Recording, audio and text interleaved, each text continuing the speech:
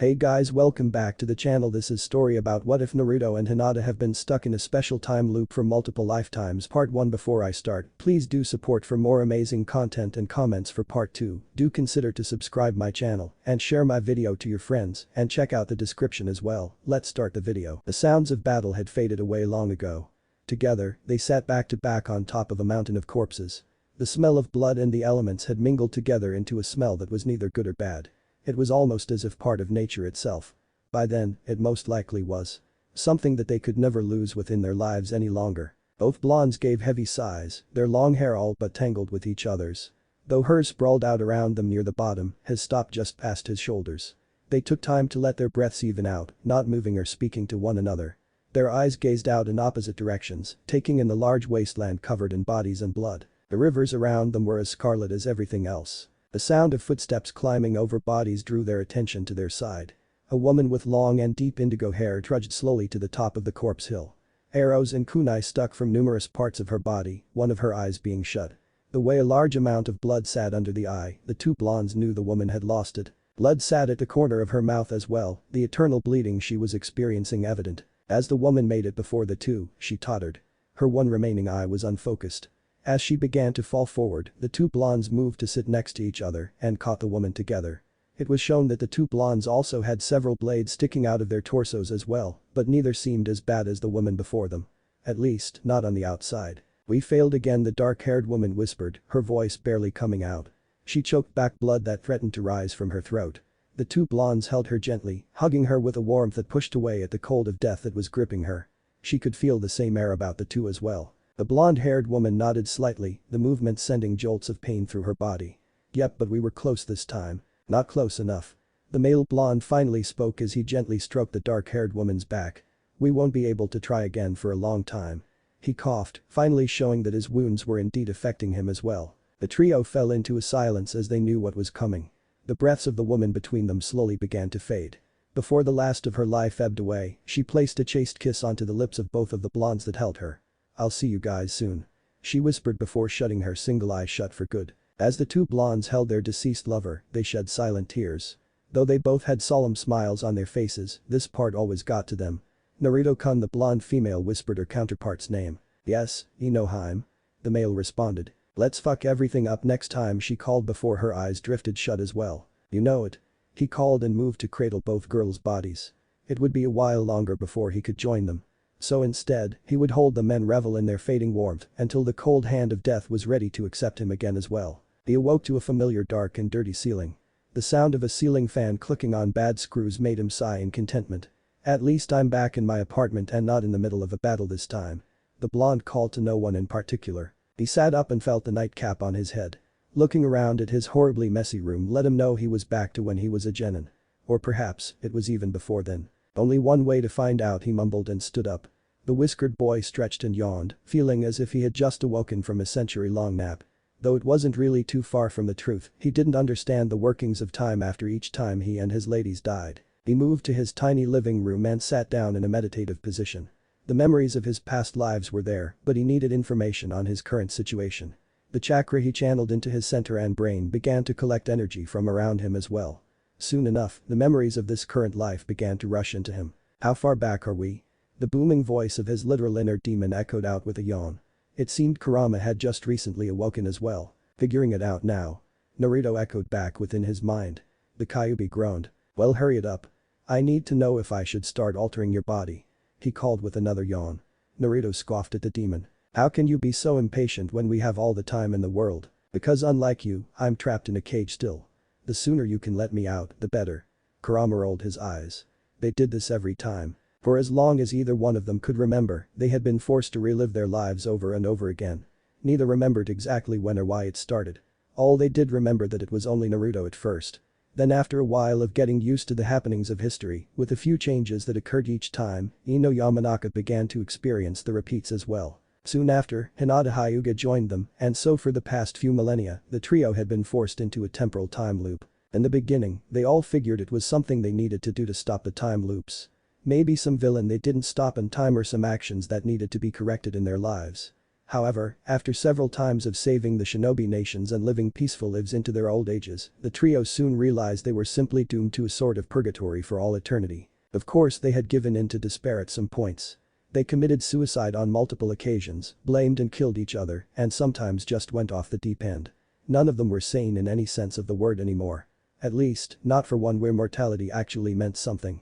Soon they felt content with the repetitions and even began to enjoy them. Until a real threat appeared. They noticed that this threat did not exist within every loop they went through. Actually, the being only existed occasionally, probably every 1,000 years or so. It had no definite form or shape from what they could tell. Even the tailed beast had said it was something far beyond their knowledge. The one time the trio had even got Madara, Obito, and even Kagura on their side, none knew of the being. And it had soundly defeated them with almost no effort. The being was an all-out force. When it wouldn't personally send the trio back into looping oblivion, it fucked enough of the world up to do it for them. The trio began to understand, to some degree, that whatever was causing them to loop was probably connected to the entity. They simply called the being chaos. Snapping back to his present reality, Naruto's eyes opened. He smirked a bit as the memories of that timeline finally settled within his psyche. Alright, so the villagers hate me more than ever here. They've beat me in this timeline, a rarity if I do say so myself, and several have tried to kill me on multiple occasions. Okage loves me in this one and has dealt out capital punishment on several of the people he caught fucking with me. What part of time are we in? Beginning the last year of the academy. Ino and Hinata seem to be the same as most often. I'm a lot more introverted because of the beatings and I don't go out of my way to be conspicuous. Sasuke's a super prick in this one. It's a shame. I like having him as a best friend sometimes.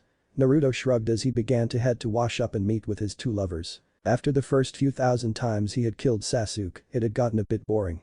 Seeing different ways he could change the self-proclaimed Avenger had become a fun pastime for him.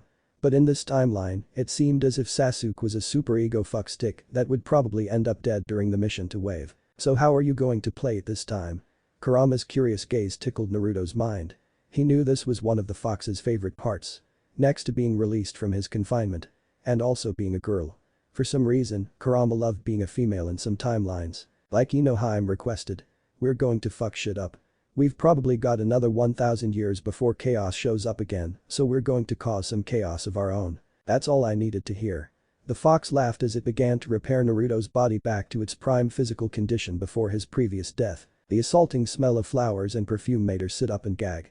As many times as she had woken up within the room of her childhood self, the overabundance of cutesy things and the smells always overwhelmed her. The blonde quickly rushed over to her window and threw it open, letting some fresh air into her room. Almost immediately after, she went about putting all the perfumes, scented candles, and cutesy knickknacks into a bag for burning later. With a sigh, Ino plopped onto her bed and looked around her room. Okay, so I've still got the purple flower wallpaper. Must still be in the academy. Confirming her thoughts, she looked in a mirror to find herself in cotton purple pajamas and her hair barely falling past her shoulders. Yep. Still in the academy. She groaned. She moved to sit on the floor and took a meditative position. Just as Naruto, she began to feel the chakra from the world around her give her knowledge. She focused mainly on her two lovers, trying to see what their relationship would be like in the current timeline. Much to her chagrin, she had been treating Naruto like crap and barely knew Hinata existed. But that confirmed she moved on to her own personal life. Her mother and father were loving parents, like always, but her mother was not a fan of Naruto. It was by her words that Ino treated Naruto poorly. It was by her father's words that she did not hate the boy though. She smiled a bit. She hated it when both her parents would hate Naruto, but when it was only her mother, things were a bit simpler. On the rare occasion they both liked Naruto, or even rarer occasion where one or both of them were dead, Naruto had a second home away from home. Her friendship with Sakura was already gone as the Uchiha's ego was rubbing off on them both. Sakura was being pompous and had beaten her previous bully, Ami, in a one-on-one spar. She had also beaten Ino a few times and had developed a superiority complex because of it. Ino frowned. Whenever the timelines made Sakura and Sasuke like that, it always led to trouble for Naruto, herself, and Hinata. Usually it meant the council and elders were on the Uchiha's side and they would end up dealing with a bunch of political nonsense as she and her lovers constantly made the duo look bad. Ino, breakfast will be ready in 10 minutes. Hurry and get dressed. The voice of her mother made Ino smile. It had been a long time since she had killed her own mother. It would be refreshing to do it again after so long. Don't get her wrong, she loved her parents. She also loved Hinata and Naruto too. That didn't mean she didn't enjoy mixing things up with them once in a while either. They were used to it after all. They were probably clinically insane too, but that just made things fun. Besides, Naruto had promised her they would fuck things up in this run. Most likely meant they'd be lucky if they even made it to the academy graduation ceremony. So with a sadistic smile, Ino began to dress while thinking of ways of making her mother have an accident. She awoke in a sitting position. Her eyes snapped open and she took in a deep gasp as the world appeared around her again. She had found herself in this position countless times before. Only rarely would she be graced with waking up in a bed of some sort. With a sigh, she looked at the other two people within the room, knowing what was about to happen. Are you so weak-minded that even the act of meditating is too difficult for you now? The voice of her father made her skin crawl. Hearing this man speaking anything other than begs and pleas of mercy always made her sick to her stomach. No, father, was her terse reply. She didn't have time to figure out what part of time she was in and didn't bother with a formality at the moment. Once she had her memories and met up with her lovers, she would know what demeanor she would take. The tone his daughter used was lost on Hiashi as he was used to not caring what the girl had to say to begin with. Looking to his left, he was happy to see his youngest daughter still with her eyes closed and meditating peacefully. When he saw Hinata re-enter her own meditative position, he quirked an eyebrow at the absolutely calm look upon her face. Again, not caring much for what the girl did, he was happy that she was properly meditating for once and returned to his own serene state. On Hinata's end, she was doing her best not to take in any energy from the two beside her. As things stood, she already knew this timeline was going to be bullshit. It worked out fine for her. Just meant she would get to have some fun with certain people later. Depending on Naruto and Ino's moods, it would be sooner than later. Soon, the memories of her timeline began to race into her being. It was just about the same as usual. Her mother was a loving and caring woman. Hiashi seemed to be a bit more cold than usual, not even showing his own wife much love at first. However, a changing point was the death of her mother. This happened on occasion, yet Hinata could not contain her rage every time she saw it. Hinata's mother did not die giving birth to Hanabi as were the usual. This time, Hiashi himself had killed his own wife in a fit of rage for not giving him the son he wanted twice in a row. Hinata had seen it personally this time, which is why Hiashi treated her worse than usual. He had threatened her with death if she were to tell anyone. It drove Hinata to be even meeker than usual, and her sister had developed a hatred for her at an early age. This would not do at all. Usually she, Naruto, and Ino would agree to simply fall into their lives and let things continue until they were ready to start making big changes. However, she knew for a fact that she could not allow this timeline to move on like that. Not after their previous loss to chaos. She needed to blow off some steam, and the timeline had given her the perfect scenario to do so. Not like she wouldn't have enjoyed torturing her family even if they were loving this time around. Having a moral reason to do so was just icing on the cake. She saw that she and Naruto were both meek in this timeline, and Ino was a bit more egocentric than usual. That meant she and Naruto would draw the most attention when they changed. It was fine though. They would probably just end up fucking up the current timeline and moving on to the next one before deciding to spend time building lives. This would simply be fun. Next to her, Hiashi suddenly got an unnerving chill down his back. After finishing up with his morning, or in this case, new life routine, Naruto headed to the agreed-upon meeting spot whenever they had come back to a point where they were all in the village, Ichiraku's raiment stand. It was one of few places that the trio felt comfort in no matter what timeline they went to. Even the very rare few where the Ichirakus hated Naruto didn't sour their mood for the place. The happening was almost as rare as their encounters with chaos anyway. As per usual, Naruto was the first to arrive. Good morning Naruto, what brings you here so early today? A well-spirited Tucci greeted the blonde. He immediately noticed the tired look in the boy's eyes but put it off as him not getting much sleep. Didn't you start another year in the academy a few weeks back? What time does class start? In an hour. I'm meeting some new friends here for breakfast Tucci-ji. I was excited so I got here early. Naruto stayed in character for the moment. The old man in front of him was one of also a few people he didn't enjoy hurting. Though he did kill him a few times to see the reactions of the villagers and his daughter, Naruto loved the man and his daughter almost as much as he loved Ino and Hinata. The trio usually avoided hurting the small family if they could. That's great news Naruto. I'll let you and your friends have your first bowls on the house. Tucci went to start preparing the meals. He already knew what Naruto would order and began to work on the blonde's meal first. That moment brought a sense of comfort to Naruto. It was another reason they always went to Ichiraku's before anything else if they could help it. The warm welcome they usually got from the ramen chefs eased their pain of whatever had caused their previous deaths. It never completely brought them back down from their negative emotions, but it was enough to get them started peacefully into their new life usually. Where's Amni? Naruto asked, though he knew the girl simply hadn't awakened yet. Still asleep of course. Tucci laughed. Sorry to say, but I think you'll be in class before she wakes up. It's fine. Girls need their beauty sleep. Naruto joked, getting a small chuckle from the chef. A few minutes of idle chat went by before the first of Naruto's guests showed up.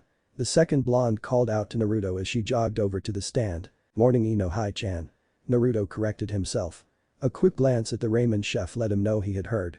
Thankfully it just seemed as if the old man had come to the wrong conclusion or maybe right conclusion looking at the situation. "Morning Naruto-kun." Ino called and jumped on the boy with a hug.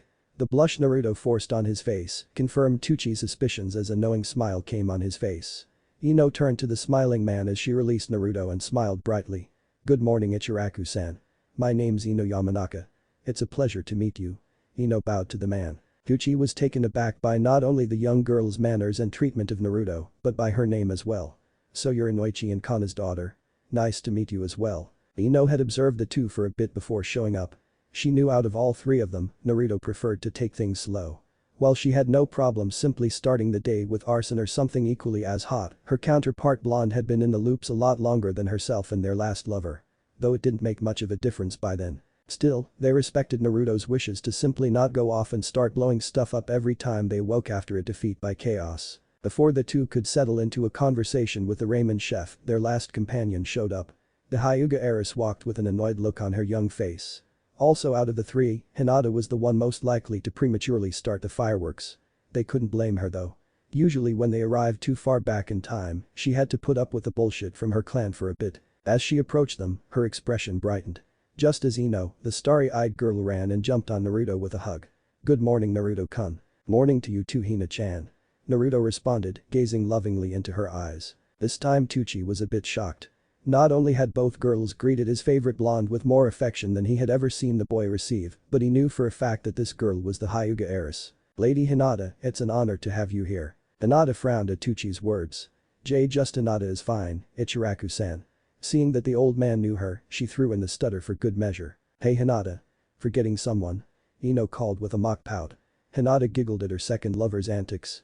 She would have joked with her, but decided to keep up appearances for a bit longer. She gave the taller girl a warm embrace. It would simply look like a friendly hug to the ramen chef though. "So what would you two lovely ladies be having for breakfast?"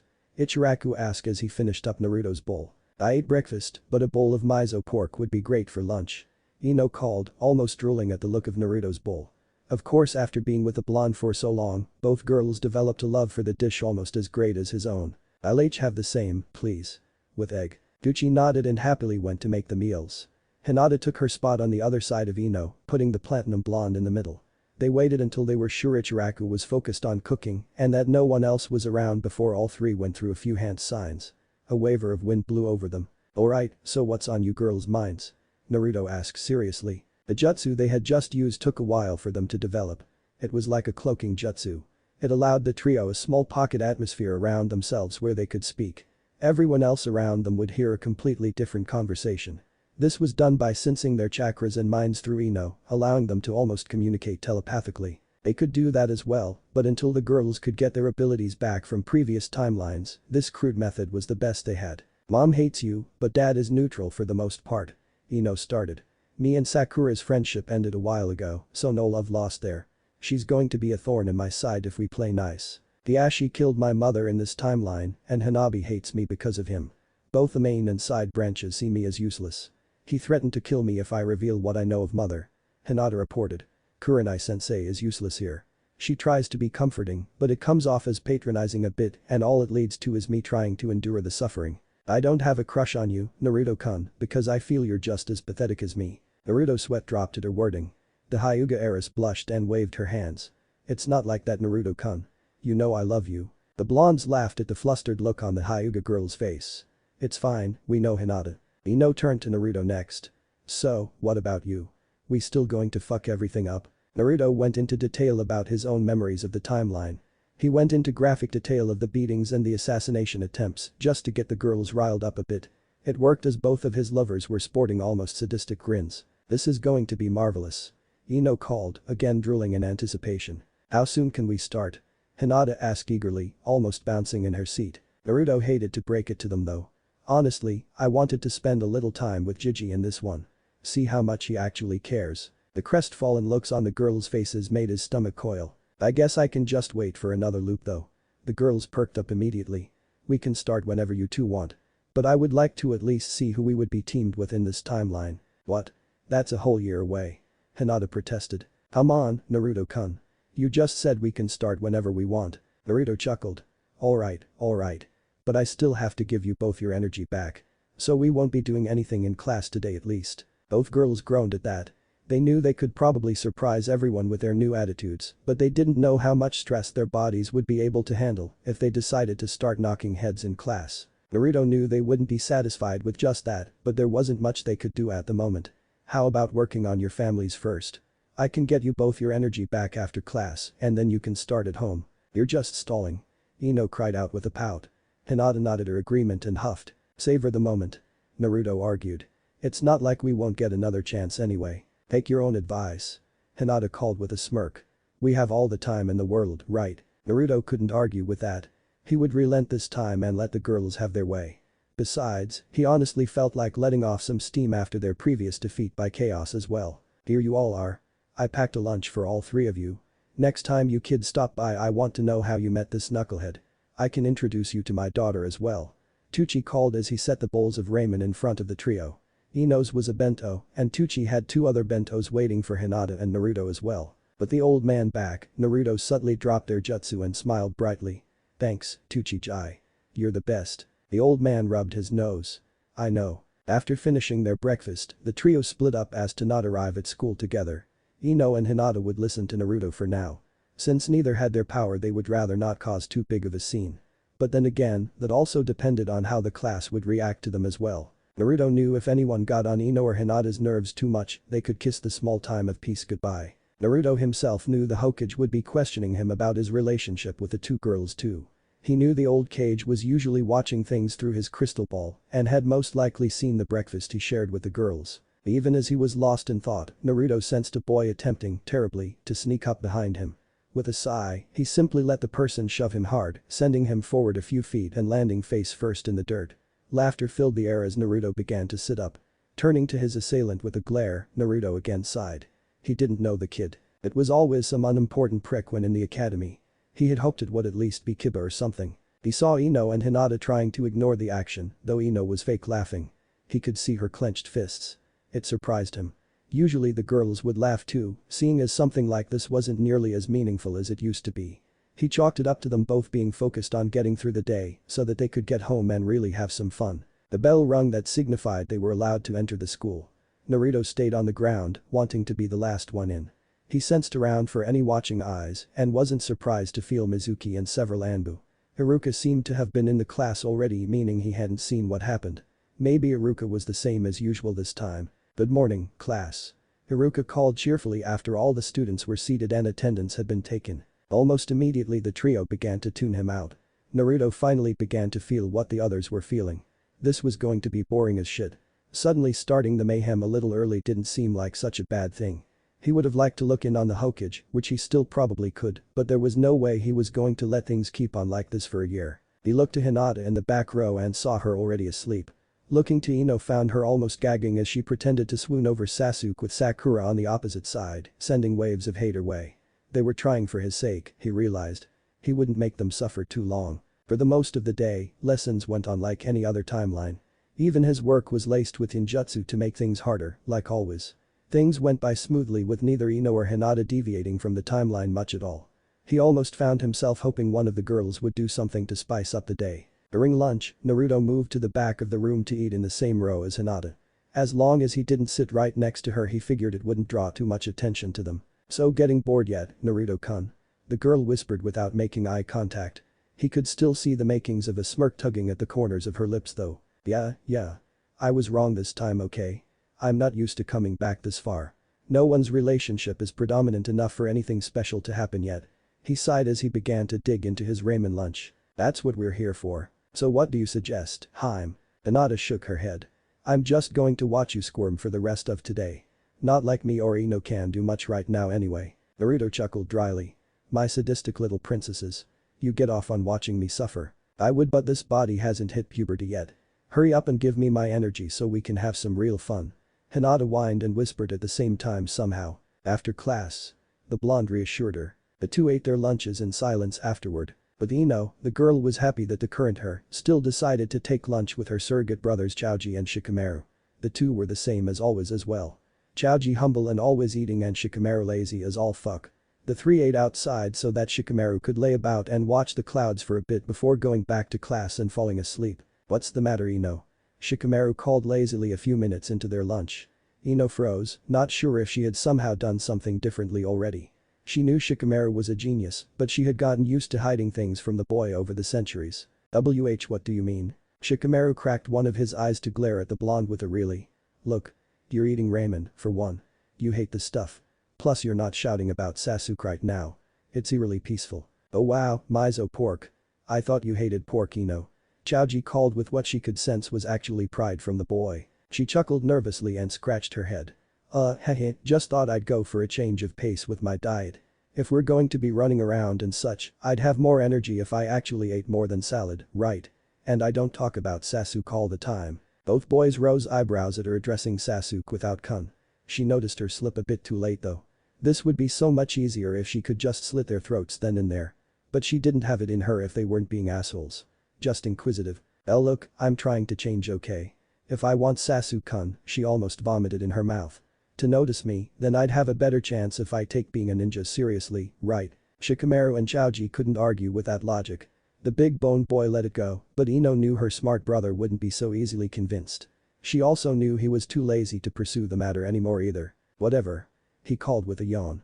As long as you're not being annoying you can dye your hair pink for all I care. Ino stifled a giggle at the jab on Sakura but kept up appearances by hitting the pineapple-haired boy on the head. Don't call me annoying, baka. The trio continued on as usual afterwards. Ino was happy to spend time with the two. She never knew when she'd end up in a timeline where the three of them didn't have the bond that they did. It happened rarely, but still often enough for her to appreciate the moments like these. With a content breath, she leaned back and continued to think about how to kill her mother. Hiruzen Sarutobi was worried. Granted, he was always worried about one thing or another. Threats from Iwa, trade negotiations falling through with Kumo, Suna's treatment of their Jinchuriki. There was always something forever present within the old shinobi's mind that kept him from experiencing the peace he wanted. The forefront was definitely his surrogate grandson Naruto Uzumaki. Over the span of 11 years, the boy had been subject to all forms of debauchery at the hands of people he himself called friends and family. From being ridiculed and overpriced for simple items, to literally being beaten and hunted like an animal. The boy had been through what many shinobi would not experience throughout their entire career within a few years alone. But there wasn't much he could do about it. The Hokage enforced the laws as he could, however, it was just impossible for him to be aware of Naruto 24/7. He checked in on him almost every hour if he had the chance, but the duties of a Hokage were never done, not even with the help from his council and secretaries. It was bad enough the Anbu he assigned to the boy usually came up with sudden illnesses whenever something happened to the child. There was really no one he could trust, and that scared him most. Within his office, the evening sun beginning to make its way over the horizon to give way for the moon within a few hours' time, the Hokage thought back on what he had seen earlier that day when checking in on his favorite blonde. Something was different. The situation as it was made the old man happy. However, it also made him suspicious. He had seen Naruto up early, which wasn't exactly anything to worry about. He also went to Ichiraku's ramen. Again, nothing out of the ordinary. However, the arrival of the Yamanaka heiress, along with her affectionate greeting of the boy, along with the not-so-later arrival of the Hyuga heiress with a similar greeting, had definitely thrown the old shinobi for a loop. For a fact he knew the three had no prior interactions with each other that would have led to such a greeting. If they had been speaking in the academy, their actions before that time didn't show any forms of budding camaraderie or anything. The first thing to go through Hiruzen's mind was that the Yamanaka heiress was playing some type of trick on Naruto. The girl had been less than cordial with him ever since they met, doing everything short of physically abusing the boy, along with most others in his class. He was prepared to give a stern talking to the girl until the Hyuga heiress showed up and greeted both pre-teens in the same manner. The way they all held each other showed years of familiarity and deep affection. Sarutobi didn't know what to make of it. Both Naruto and Hinata had been fairly meek and shy children. He knew they both held a bit of animosity towards everyone else around them, besides the few key people in their lives that showed they cared. But they hadn't shown interest in one another. Oftentimes it seemed as if they loathed each other. Seeing the would-be shinobi conversing with the ramen stand owner, he wondered if he simply had been too unobservant of Naruto's school life. Maybe he simply misjudged the subtle nuances the trio had made towards each other. That is, until he saw them perform some sort of jutsu behind Tuchi's back. He couldn't tell what they had done, but the way they did it spoke of years of practice. As well, it was a jutsu he had never seen before. He may be old, but he was not called the professor of shinobi for no reason. His attention was fully on the trio, watching for any changes in their demeanor. At least, more than he could already see. Ino was usually rambunctious. However, seeing Naruto and Hinata conversing with such animation was new to him. Granted, he didn't pay as much attention to the Hyuga, he had seen enough of her to know the many displays of emotions crossing her face during their conversation was more than her family had probably ever seen. The icing on the cake was when Tucci returned to the trio and they subtly dispelled whatever jutsu they had used. So it must have been some form of cloaking or silencing jutsu. Either or, those type of genjutsu were not something genin could use, let alone academy students. Ceiling arrays for those type of things were out of the question and price range for children like them as well. Yep. Suspicious. For the life of him, though, the third Hokage could not put a finger on what exactly was happening. But since it regarded his pseudo-grandson, he knew the best thing to do. Take him to get some ramen and talk about it. The classes for that particular day ended normally. Or boring, in Naruto and Hinata's words. Ino, surprisingly, was the happiest of them all. Her anger from the loss against Chaos was mostly replaced with a feeling of contentment from spending the afternoon with her brothers Choji and Shikamaru. The cheery smile on her face wasn't lost on Naruto and Hinata, whom both shot her dirty looks for being happy when she should have shared in their misery. Oh, lighten up you two. Once we get our energy back, we can all have some fun anyway. Ino called as she practically skipped down the street in front of the two. They weren't afraid to be seen together as when Ino and Hinata got their energy back, there would be nothing anyone could say to them anyway. If someone tried anything as they headed to Naruto's apartment, the blonde Jinchuriki himself had no qualms with kicking off some fireworks before his ladies could. The one day back in the academy reminded him why he hated the play so much. It was absolutely boring. Even Iruka's awesome teaching couldn't change that after over a billion years of the same shit. It's not fair. Hinata whined again. You're such a social butterfly, Ino. You can enjoy being this far back in time. I have to deal with my fucked family and Naruto has to deal with everyone. Ino's smile fell a bit. Hinata looked at the blonde, not expecting her words to draw emotions out of her. At least, not in this timeline. Sorry, Hina-chan. Ino called as she turned to face the two and walked backwards. I know it sucks to be back with your family like this again. I know I had things so much better than you both. We've been through this so many times, I can't help but be happy of the things I have. The trio had heard this speech plenty of times too. But their melding minds of the timeline always felt something for it. The emotion wasn't as strong as it used to be, but it was still there, fresh as always. And it makes me happier that I get to help you both through it. I'm not happy you two had to suffer, but now look at us. We can give back to them a millionfold. Having Shikamaru and Choji help us sometimes makes me love them too. That's why I always get so happy when I can spend time with them. Naruto rolled his eyes. We know Ino. Geez, you don't have to try and get sentimental on us. What, are you having second thoughts about this timeline now? Hinata looked at Ino with horror. She was far more than prepared to fuck things up. She didn't want them both backing out then. A 2-against-1 vote was how they did things usually. The platinum blonde shook her head. No, of course not. I've already thought up a game for mom and everything. But I kinda agree with Naruto on this one. I want to hang around for a bit instead of just blowing everything away in one go. Hinata folded her arms and pouted again, making both blondes chuckle.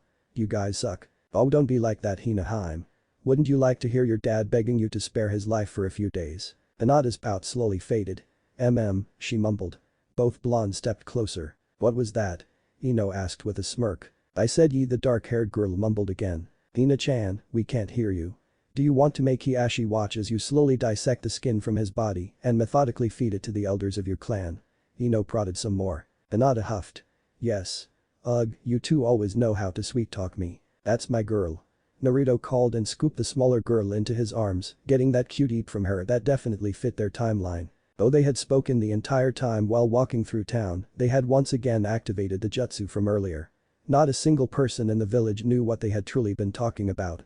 As such, they reached Naruto's apartment with nothing more than several dark glares and confused gazes towards the lovely young ladies with him. Inside of the apartment, Hinata and Ino were mildly surprised to see the blonde had cleaned up. It had taken them over 1,000 years to make him realize that keeping up appearances only needed to go so far, especially since no one had really visited his apartment. He insisted on just in case people broke in, he wanted them to think he was still a lazy good-for-nothing. They knew he just didn't like cleaning. They had him use clones to beat into him that cleaning was the right thing to do. Every now and then, he still left a mess no matter what, sometimes just to spite them. The two girls moved into Naruto's small living room and immediately began to undress. Once they were both completely naked, they sat back to back and awaited the Jinchuriki. Naruto returned moments later with several scrolls and ink. He himself was shirtless. All three blushed as they looked on each other. Only Naruto felt anything more than slight arousal, however. His body and mind were both over billions of years old, while the girls before him only had the minds of their previous selves. He started with Ino, carefully painting intricate lines, starting from her face. As he made it down to her neck, feeling her shiver at his touch, he knew that her body, being on the cusp of puberty, was starting to react in ways it never had before. It was predominant as he painted over and around her and making her squirm in displeasure. As he reached her navel and put the most intricate seal there, she was panting heavily, her eyes lidded with fear. Her body sent signals that only her adult mind could comprehend, and it contradicted with what her present mind knew. Hinata looked on in both apprehension and longing. She wanted the feeling of wanting Naruto's touch, not just his company. Their collective minds were always at war with their present state until Naruto could restore their energy, and in turn, their bodies. As Naruto channeled a small bit of chakra into the seal on Ino's stomach, Hinata turned back around, knowing she was next. He repeated the process with Hinata, getting the same reactions as he had with Ino. Her were just a tad larger than Ino's, seeing as she wouldn't start developing as much until midway through their final year of the academy. Still, he had to add a few more lines to her chest, much to her pleasure and discomfort at the same time. Once Naruto activated Hinata's seal, he laid on his back and allowed the girls their turn. Hinata straddled his waist first, her pure sex pressed against his growing erection through his pants. She frowned as the feeling was still a bit uncomfortable due to her body. She wanted to do so much more with him. Instead of focusing on what she couldn't have at the moment, she began to form a larger seal around the one already around his navel. As she worked on that, Ino sat over his face, giving him a view she knew he loved. The feeling of his breath on her sent shivers down her spine. Again, her body shook with more fear than her mind had. She hated it every single time. But it was fine. As soon as this process was done, that fear would be replaced with absolute pleasure. Naruto himself only glanced minutely at Ino's sex. He wouldn't touch her just yet, showing his godlike self-control. He felt the platinum blonde painting a copy of the seal Hinata was painting on his chest, upside down. The girl was even able to copy the Kyuubi seal while upside down on the center of his chest. It was with practiced ease even, and the feeling of both girls' delicate brushes made him shiver in excitement. After only a few more seconds, the girls were finished. They moved from their lover and allowed him to stand. The feeling of his chakra making the seals about his body spring to life overwhelmed them. It prevented them from rising, letting them know exactly how weak their current bodies really were. Naruto smirked at the annoyed looks on the girls. He moved to Ino again first before pulling the girl to her feet. He pulled the girl forward and held her close, their bodies pressed together. The ink from their glowing seals formed a bigger array between them perfectly. Naruto took Ino's lips as his own, and Ino's weakness tripled, her legs giving way. He held her steady as she moaned into the kiss. The glow of their seals became a blinding light until the lines began to move from Naruto onto Ino's entire body. Soon enough her weakness abated and she was able to stand on her own, wrapping her arms around Naruto's neck and deepening the kiss, their tongues probing the other's mouth with familiarity. When they pulled away, Naruto's body was free of the seals. He stepped aside and allowed Ino to move to Hinata with her body glowing with the bigger seal array. Just as Naruto had, Ino pulled Hinata into a deep embrace and kiss. Their bodies pressed together, the seal array began to spread onto Hinata's body, making the one on her even more intricate just as Ino's. The two's tongues probed each other's more gently than they would with Naruto. Naruto knew the girls liked each other's kiss a little more than his own. They kept it a secret for over a century why and the coolest boy still didn't know the answer. As Hinata and Ino pulled apart, their bodies shone with an outline of their older selves. The images formed a sort of chakra cloak around the two before fading into their being, along with the glowing seals about them. With the process finally done, both Ino and Hinata once again took each other's lips, falling back onto Naruto's cough. The apprehension their bodies had been feeling turned to sheer heat and want. Naruto could see their eyes glistening with their lust already as they sucked at each other's skin and fondled one another. The primal arousal he was feeling grew as he watched them, hearing their moans of pleasure and the sound of their sucking. His pants tightened as his manhood painfully strained against the fabric. Before he could disrobe to join them, however, a knock on the door froze all three of them. Without hesitation, they began to dress and sense for the person. Feeling that it was the third Hokage, they all relaxed. The girls looked to Naruto with looks of confusion. He nodded, letting them know the old man had probably been watching them. They let out sighs, more annoyed than worried. There was nothing the man could do to them at this point now. All they would do was wait to see what Naruto would do. The third Hokage stood in front of Naruto's apartment door with a stern gaze. He was beyond worried now, and though he had initial plans of simply asking Naruto what was wrong, the energies he had just felt from within his apartment had him ready to signal for Anbu on a moment's notice. He had checked up on Naruto with his crystal ball before leaving his office. He saw him walking through town with the Hyuga and Yamanaka heiress again, going towards his apartment. He hated that his crystal ball could not play sound, though he realized once they reached their destination that they had used the same jutsu from earlier. As much as he wanted to give Naruto the benefit of the doubt, his actions along with the girls were starting to send up red flags. What made things worse were the powerful chakra spikes he felt. They were beyond anything he had ever felt, even from his own sensei, the second Hokage, or that of the Kyuubi. Even more, they were so controlled that the only reason the old Kage even felt them was because he was standing directly in front of the Jinchuriki's door. He would have been a lot more worried if the feeling was malicious. He didn't feel the Kyuubi's energy, though that didn't mean much honestly. If anything, he was more confused that the predominant thing he felt from the spike was lust. The energy made his mind drift to the books written by his former student, but he shook the thought away. Something was going on with his favorite blonde. His irrational care for the boy made him constantly think of a positive to the situation, whatever the situation may have been. With slight trepidation, the Hokage knocked on the door, feeling the energies of lust freeze up. A small smirk formed on his face. So the trio were getting more frisky than their ages showed, and he had interrupted. He didn't exactly approve, but since it was Naruto he would turn a blind eye. Several seconds later, his smile faded as he took in the inquisitive look of the blonde before him. Naruto wore a black tank top with his orange pants. His hair seemed a bit more shaggy than normal. "Good evening, Naruto-kun." "Hello, Gigi. I know you have questions, so you might as well come in. Tell your Anbu if they set foot in my house, they'll regret it." Naruto's tone was followed with him glancing at the three hidden Anbu about the apartment hall and across the street. Sarutobi wasn't really surprised Naruto had found them. Whatever was happening was numbing him to surprises for the most part. Something was up, as he had kept repeating to himself, and it would be best if he didn't overreact right away. Instead, he nodded to his Anbu and entered Naruto's apartment alone. He took note of the two girls he expected to see, both with annoyed gazes.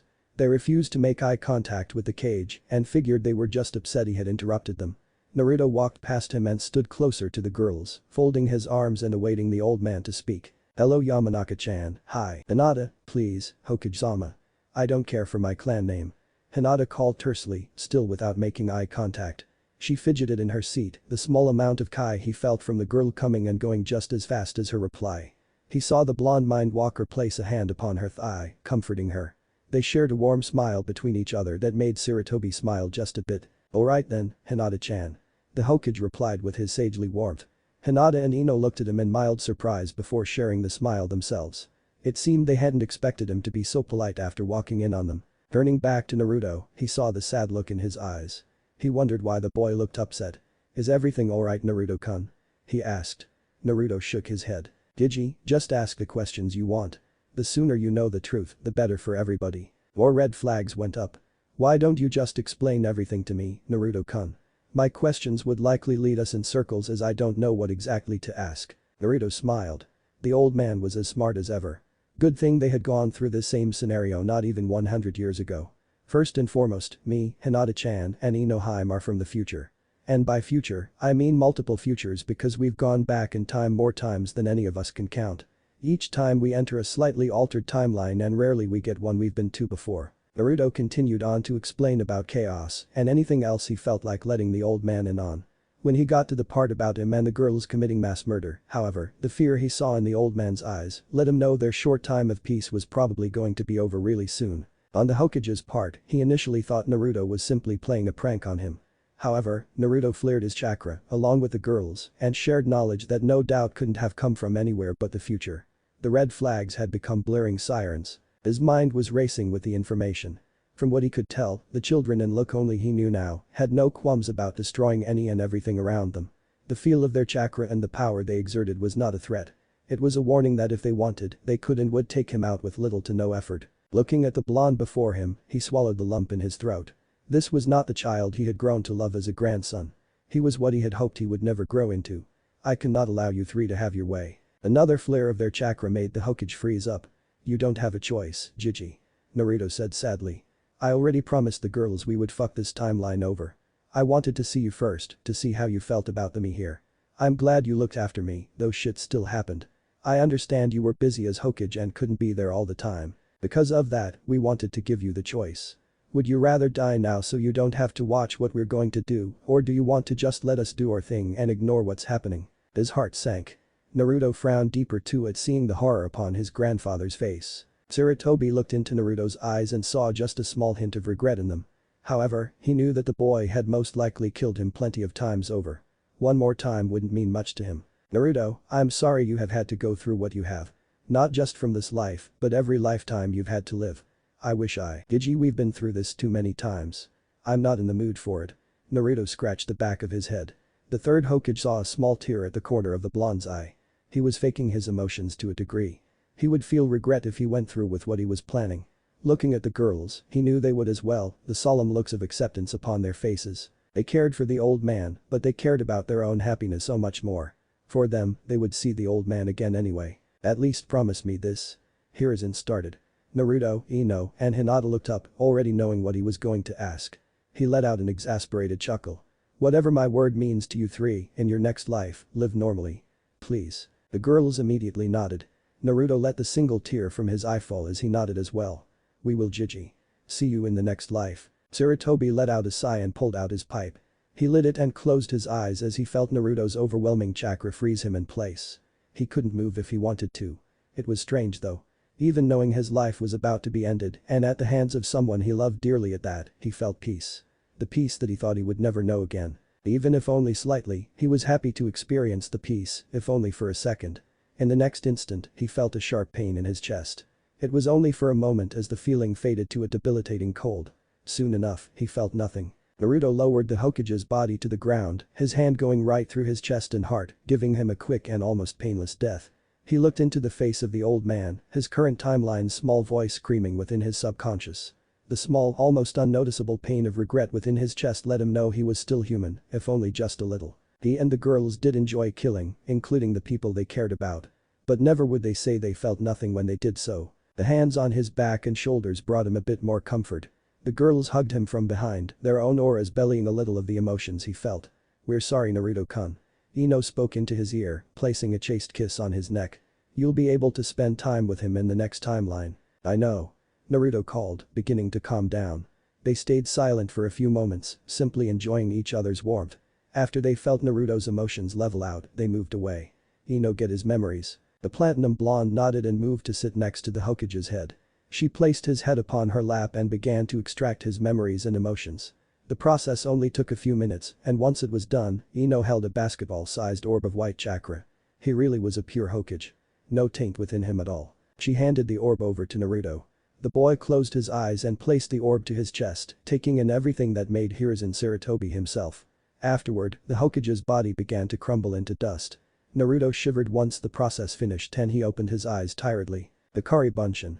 Naruto called and flared one hand sign. The technique was the miracle clone jutsu. Using the energy of the person he had absorbed, Naruto could literally make almost perfect replicas of them. The clone itself was still Naruto, however, it was under a permanent hinge. As well, it held all the properties of a real-life person. The only thing it couldn't do was reproduce sexually. The only way to dispel it was to kill it like an actual person. It could be treated at a hospital and everything. Take the clothes and head back to the Hokage tower. Naruto instructed. The Hokage clone nodded and departed. After he was gone, Ino and Hinata began to prepare to leave as well. After the unexpected start to their new lives, they weren't in the mood to fuck or even make love. They would let Naruto prepare himself for the rest of the deaths that were sure to come.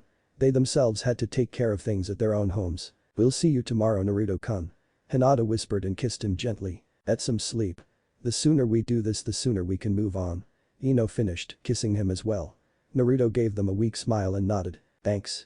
I'll see you later. With their departure, Naruto leaned back and sighed. The moment you don't regret your actions will make you worse than the monster you already are. Kurama called once they were alone. He usually didn't bother him when he was with the girls. The girls were able to speak to him too, but after losing to chaos, he would rather give them their space. We're already only a step away. I don't think it makes much of a difference. Then will you kill Ino and Hinata and let them remain dead? Of course not. Naruto snapped, but instantly knew what Kurama was doing. The Jinchuriki groaned at the triumphant energy the fox exuded. Alright, fine. We know it still doesn't justify any of the things we do though. Is talking about it right now going to change you back to how you were before? Is it going to stop you from killing people? Naruto paused. Of course it wouldn't. They could never truly go back. Even in the timelines where they did their best to protect everyone who deserved it. At the end of it all, it would only be something they did for fun or on a whim. We're little monsters in this timeline. No point in regretting it for too long. We'll repent in the next life. That's all you can do, kid. Now go to sleep. There's going to be a lot of bloodshed in the morning. She was fairly certain she knew the reception she would receive when she arrived home. Though the others were still debating whether to draw out their playtime, she knew she would be getting most of hers out of the way that night. It wasn't that she couldn't control her emotions either, though part of her figured she couldn't. In this case, she didn't really want to. Hinata smiled darkly as she approached the main manor of the Hyuga compound. The guards had already alerted her that her father wanted to see her immediately in his study. A bout of giddiness made her stomach flutter. She always looked forward to the encounter with her father. Letting him think he had all the power before stripping it away, piece by piece. She even loved it when they would almost make up and she would snatch his happiness away. Making him suffer brought her the most pleasure out of any of her kills within the village. There was no one, sans Danzo, that she hated more than her father. She wouldn't lie. There were the very rare and occasional times in which she didn't hate him. The timelines where he had always been the father that she wanted and treated both her sister and herself with the utmost love and respect. Part of her couldn't help but love the man because of it. However, what kept her hating the man was because it wasn't the original. Unlike the other two, she remembered her original timeline. It was only because she hadn't been in the loops as long as the two, and her memory was a bit better than theirs as well. Her father had always been neglectful. No, he wasn't as bad as this one or most of the others that she ran into. But she had been removed from her timeline before they could ever make up. Plus, for almost a millennium afterward, every rendition of her father had been either as bad or worse. It was only after she had already gone insane and had an insurmountable hate for the man did she finally experience a loving version of him. She was so put off by the man that she treated him like absolute shit. Eventually she drove the man to commit suicide by detailing the versions of himself in other timelines. When he died, she finally felt remorse for the man. Deep remorse. To the point where she was unable to kill the Hiashi in the next timeline, though he was a prick just as usual. She reevaluated everything she had thought she knew of the man. The nice version she had run into was from a timeline in which the trio had said they would protect. Hinata had gotten to know the man yet had done nothing to reciprocate his feelings. She regretted it. Finally, after so long, she had received the love of a father that she had only ever dreamed of, and she spat upon it. The next time she ran into a nice version of her father, she played the part of the loving daughter. It was wonderful. Yet, as she stated before, the centuries of hate couldn't be erased by one lifetime of happiness. Especially when the next few hundred years were of progressively worse people, with the name Hiashi Hyuga. The situation reflected the girl's broken sanity. She had a love-hate relationship with her father in almost every sense of the word. When he was a kind and loving father, she would usually act the part. But before she knew she and her lovers would die, she would kill the man in what she deemed a loving way. She paused when a small pain struck her heart. Regret always decided to stop her fun whenever she least expected it. She hated it. A part of her wanted to relinquish all emotion she had so she could simply enjoy the things she did. But there was always a small part of her keeping her from going over the edge. The Hyuga heiress knew it was the only thing keeping her with Naruto and Ino too. Both of them had told her on many occasions that the strong emotions she had towards her family were beyond insane. They understood where she was coming from though, yet they wanted her to make peace with her emotions as well. That regret she felt was a step towards what they wanted, but a step away from what she did. Oh well, she sighed as she began to approach her father's study. Even if she did end up making peace with her emotions, it didn't mean she wouldn't enjoy what she was going to do to her family. No matter what, she would always enjoy it. The Ashi Hyuga was not one to show his emotions. He was as stoic as ever, many associating his demeanor as annoyance or anger. They would be wrong. Hiashi prided himself on how calm and collected he generally was.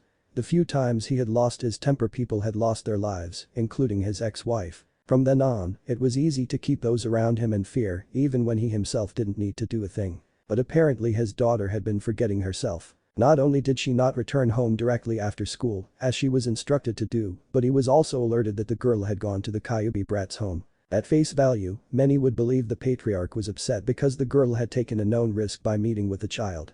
Others would suspect that he was unhappy with the Hyuga heiress disobeying him when he explicitly told her not to associate with the Uzumaki child. The Ashi himself knew that the only reason the situation irked him is because associating with a village pariah would make the Hyuga look bad. Simple vanity. Though they were partially right. The girl had the gall to disobey an order he had given. He supposed he had become too lax with her. He hadn't struck the girl in almost a week. Too bad that would be changing fairly soon. The creaking of the door sliding open to his study made him open his eyes. Strange. He hadn't sensed her coming. His gaze kept on her as she silently slid the door shut and glided with a ghostly grace to sit upon the pillow before him. She didn't make eye contact, like usual. "Look at me, child." His tone remained calm, his face stoic. He wasn't too upset honestly. This situation was nothing a little discipline wouldn't fix. Though he was just a tiny bit curious as to what the girl was doing at the demon's den. Hinata looked up into her father's eyes with just as much a stoic gaze as him. He was taken aback. Her gaze was almost sinister. "I heard you decided to go off on your own after your class ended today." He started, only being a bit unnerved by his daughter's glare. "Yes. I enjoyed a leisure stroll with my two lovers, Naruto and Ino. Afterward we returned to his apartment, stripped naked, and got intimate." Years of hiding his emotions had not prepared him for that. Hiashi's jaw dropped for a moment before his brain processed what exactly had been said. His anger did show on his face, though he wouldn't care. "Not only do you have the gall to disobey me, but you mock me and talk back to me all at the same time. You must not value your pathetic life any longer." Hinata tilted her head to the side, her stoic look fading and showing a cute confused stare. "But I only spoke the truth, father. Or did you also want me to tell you that we killed the Hokage as well? How about that I've already slaughtered all of the Hyuga elders before coming here and I currently have Hanabi-chan tied up and unconscious outside this room." Hiashi was smart enough to know immediately that the girl before him was insane. Beyond the idiotic things coming out of her mouth, she was talking back to him in a way no one had ever dared before. She would die that day. "You belligerent little." As Hiashi stood, so did Hinata. She stepped back as he reached for her, yet her curious gaze never left her face. "Father, I'm only speaking truths. What is you so upset?" She moved to the door as she spoke. "See, Hanabi-chan is right here." When the door slid open, Hiashi's heart, as small as it was, skipped a beat. Sure enough, his second-born daughter lay in front of the door, naked and gagged.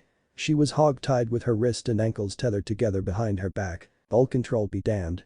Hiashi was at a complete loss, his mind racing and failing to place logic with what he was seeing before him. All of her words suddenly began to echo in his brain. Slaughtered the Hyuga elders, killed the Hokage. Normally there was no way he would believe all of that, but for the moment, he didn't know what to believe. "Hinata, what is the meaning of this? Release your sister immediately." Hiashi's tone was less threatening than he liked. His confusion played out in his voice, and the glint in Hinata's eyes as her curious gaze changed to one of glee let him know she was aware of his building fear. He could only watch as the girl swiftly picked up her younger sister and darted away down the hall. "Come and make me father." Her voice echoed throughout the hall, her following giggles, sending a sharp chill down Hiashi's spine. He was only a second behind her, yet when he entered the hall, his daughters were nowhere to be seen. He instinctively activated his Byakugan, only to shriek and cover his eyes, as everything around him seemed to be a blinding light. "What the hell was that?" He groaned out. Seals that seemed specific for hindering the Byakugan was all he could think of. But how would Hinata have gotten her hands on them, as well as lacing the entire Hyuga compound in them? The Hyuga head stumbled down the hall, an open garden to his right and the moon finally sitting far above head. He slowed to a step and looked out over the garden. The compound was eerily quiet. No one was around, in which he would usually see someone patrolling as well as an older person or two strolling. For a brief moment, he debated activating his Byakugan again. However, he decided against it and instead rushed down the hall towards Hinata and Hanabi's room. Before he could make it too far, Hinata's giggles stopped him at a T-crossing hall. All he could see was pitch blackness, but her giggles didn't fade. The hall was where the council chamber was, where the Hyuga held their meetings. "Father, Hanabi's starting to wake up. You should hurry if you want to see her." Hiashi cursed his daughter and the daunting darkness. He ran headlong down the hall, doing his best to ignore how Hinata's endless giggles made the skin crawl on his back. The further down the hall he got, the darker it became. Most of this part of the compound was lit by candles and had no windows. On top of the darkness, a potent stench began to fill the air. Hiashi knew the smell to be blood. After what seemed to be an eternity, Hiashi saw a flickering light at the end of the hall. It was the room to the council chamber, and it looked as if a candle had just been lit. A chilling cold blew through the hall, seeming to emanate from the darkness. The giggles had subsided, and now Hiashi was left alone with a daunting silence. All rational thoughts were banished from his mind. There was an overwhelming sense of dread in him. The rage he felt earlier had pretty much vanished. A part of him was honestly worried for his youngest daughter, perhaps a primal feeling of paternity. If he didn't focus on saving his daughter, he'd give in to the unadulterated fear that gripped his heart. A soul-shattering scream put him back in motion. He burst through the door. She groaned as she began to stir. A sharp pain racked her entire body and she shivered as a cold air hit her. Her head hurt something fierce and her ears seemed muffled. The blurs around her and the weight in her skull confused her. She felt as if she were upside down. As things began to come into focus, she found that she was. She felt ropes tied to her ankles, suspending her in the air. Her arms were tied tightly behind her back. The slow creak of the rope as it swung lightly began to clear her hearing. She was staring at a blank wall, but the ceremonial cushion that was a bit in front of her let her know she was in the council chamber. Another pain shot through her as the memories of what happened came back. The 8-year-old was in her room after finishing her training and dinner. Her father had pushed her harder after news that her sister was out gallivanting. She thinks that's the words the elders used, with the one they called the demon brat. Her sister always pissed her off. She acted so meek when Hanabi knew she had strength. She had seen her sister training on her own and she wasn't weak. But whenever she was around the elders or their father she would become a sniveling little prude. A sharp stench drug her from her thoughts. Her head cleared completely for only a moment as the next sight brought her mind to a standstill. As her body swung, she was slowly turning. Now having a view of the rest of the room, she was privy to a sight only fit for the most depraved horror movies. There was blood literally everywhere. Everything had been removed from the room save the teapot that sat within an indentation in the ground. Blood dripped from the handle of the bubbling kettle. Spread around it, as if they were awaiting the tea to finish, were the torsos of all 5 council elders. They were held steady by multiple protrusions of wood, the candlesticks that had once lined the walls. The sight and stench alone forced her dinner out of her throat, covering her face and going in her nose. She gagged and coughed, a combination of the overwhelming smell and being partially unable to breathe. Trying to swallow the filth in her throat was even more difficult, especially with her breathing becoming erratic. "Father, Hanabi's starting to wake up. You should hurry if you want to see her." She tried to look for her sister after hearing her voice. The rest of the memories caught up with her. "Hello Hanabi-chan." Hinata's cheerful voice called out as the door to their room slid open. The younger Hyuga princess rolled her eyes as she brushed her hair by their shared vanity. "What are you?" Her words froze in her throat when she turned around. Her sister stood with her back to the door wearing a snow-white kimono. At least, it would have been snow-white if it wasn't stained red. Numerous blotches of the color covered the silky material. The same stains were on Hinata's chin and cheeks. "Nani-chan?" Hanabi's immediate thought surprised even her. For a moment she thought the blood belonged to her sister. She was surprised that the thought scared her. However, the beaming smile on Hinata's face told her she was perfectly fine. Physically at least. "Hi, Imauto." Hinata chirped with her same mirth, giggling a bit. She hesitated. Are you okay? That's not your blood, is it?" Hinata looked down at herself, her hands coming from behind her back. Hanabi's eyes dilated. Hinata's hands were dyed red. Her older sister looked herself over, spinning around while looking at her behind. No, I don't believe any of this blood is mine," she called happily. Hanabi stood and activated her Byakugan. "Ah!" she cried out as everything around her appeared to be a blinding light. She rubbed her eyes frantically until she felt hands wrap around her. She knew this feeling to be her sister's hug. She hadn't been hugged by her elder sister in over 2 years, yet the feeling brought back a warmth she didn't know she was missing. "Wani-chan. Don't worry Hanabi." Hinata whispered. Hanabi slowly gazed up into her sister's smiling face. Her throat felt tight. Hinata's shining eyes didn't share the warmth of her touch or smile. This nightmare won't last long. Her world went black moments later. The sight of her sister was practically the same as earlier, except she seemed to have cleaned up. She didn't know how she had gotten the white kimono clean so fast, though that was the least of her worries. The truth of what was happening sunk into Hanabi's mind. Her eyes didn't dare move from her sister. She feared what other horrors could be in the room. Part of her figured the scariest part was her so-called weak sister being the one to do this. Funny how her softer emotions finally decided to rear their heads at a time like this. Of course she was crying for her loving sister to come back. More so than she was crying for her own life even. Finally finding her voice through all the pain, Hanabi let out a mournful wail. At the same time, Hiashi burst through the door. The putrid stench of death made him stagger in dizziness for a moment. He took in the sight in seconds, his dread forcing its way up his throat and onto the floor. His youngest daughter was alive, hung upside down. The elders weren't so lucky. He couldn't gaze at their limbless torsos, yet looking around the room yielded even more morbid results. The elders weren't just dismembered. Their heads were stacked in a small pyramid. Their eyes were sitting in a bowl next to it. Their tongues were nailed to the wall above their heads, blood smearing it with a message. "Speak no evil. See no evil." Their limbs were scattered about the room seemingly haphazardly. But looking closer, Hiashi saw their fingers and toes were also removed and set up in ways that seemed to hold the limbs on pedestals. They were funeral pyres made of limbs. "Welcome to the funeral of the Hyuga clan, father." Hinata stood next to Hanabi, holding her in place so she would not spin or swing any longer. The youngest Hyuga could only sob and cough. "You're just in time to help me purge the elders of their sins. A baptism and fire will suffice, right? What have you done?" Hiashi tried to shout out, but his energy was spent. The emotions running through him drained him. Hinata, what have you done? Hinata's smile froze on her face. Father, now that everyone is dead you don't have to worry about me telling them what you did. They'll never know that you're the one that killed mother. Hanabi coughed in shock and confusion. Hinata looked down at her sister to see her eyes darting to and from. Her mind must have been racing. She had latched on to another thought to take herself from the reality of what was happening. Sad that it had to be something else bad. Oh, sorry, Hanabi-chan. Father didn't tell you. He was so upset at mother for giving birth to girls twice in a row that he strangled her to death right in front of both of us. You were only a few days old at the time. The deranged girl pulled a handkerchief from her sleeve and began to wipe Hanabi's face clean. Hiashi didn't know how to respond. His daughter was completely insane. More insane than she could ever call him.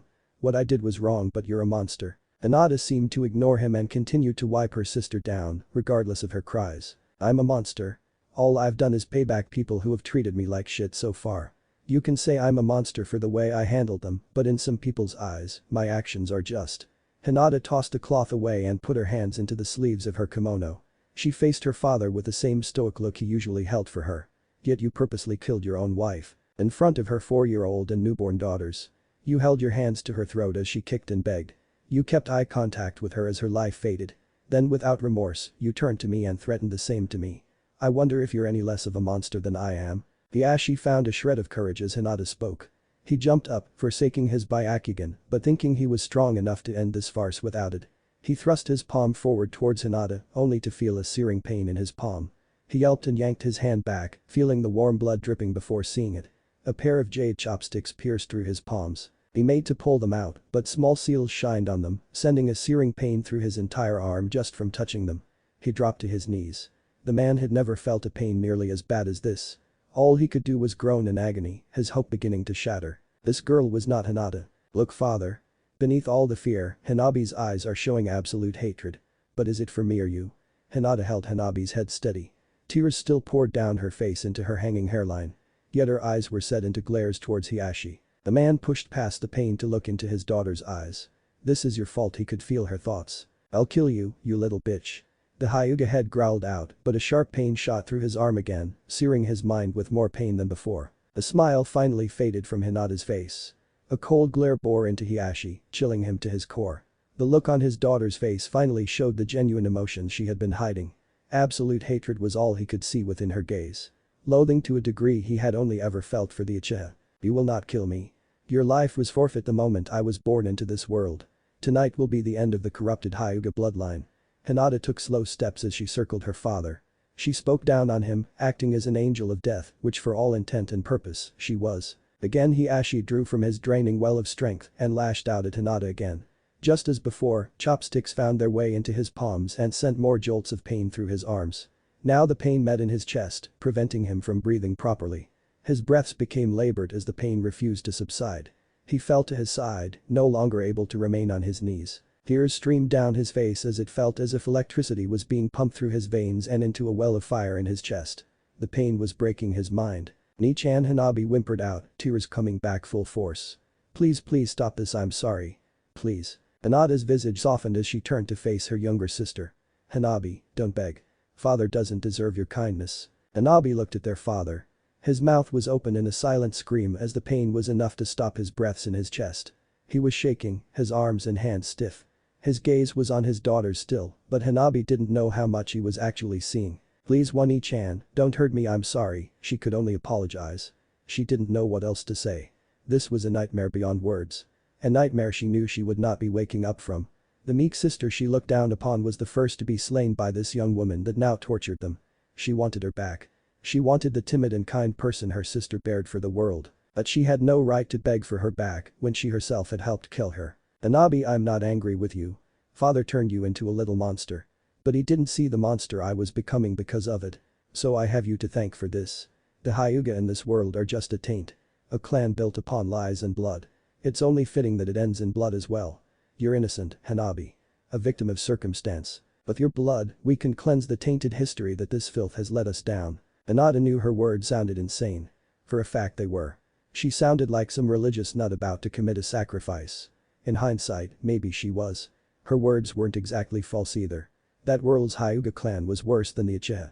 Hanabi and Hinata would only become puppets or end up dead. She rationalized she was doing the world a big favor by wiping them out honestly. The other part of her was just enjoying their fear. Unfortunately, it's time to end this farce. Hinata moved back to Hiashi and drug him by his legs. She pulled him directly under his hanging daughter. Hanabi's tears returned full force as she realized her sister would not spare her.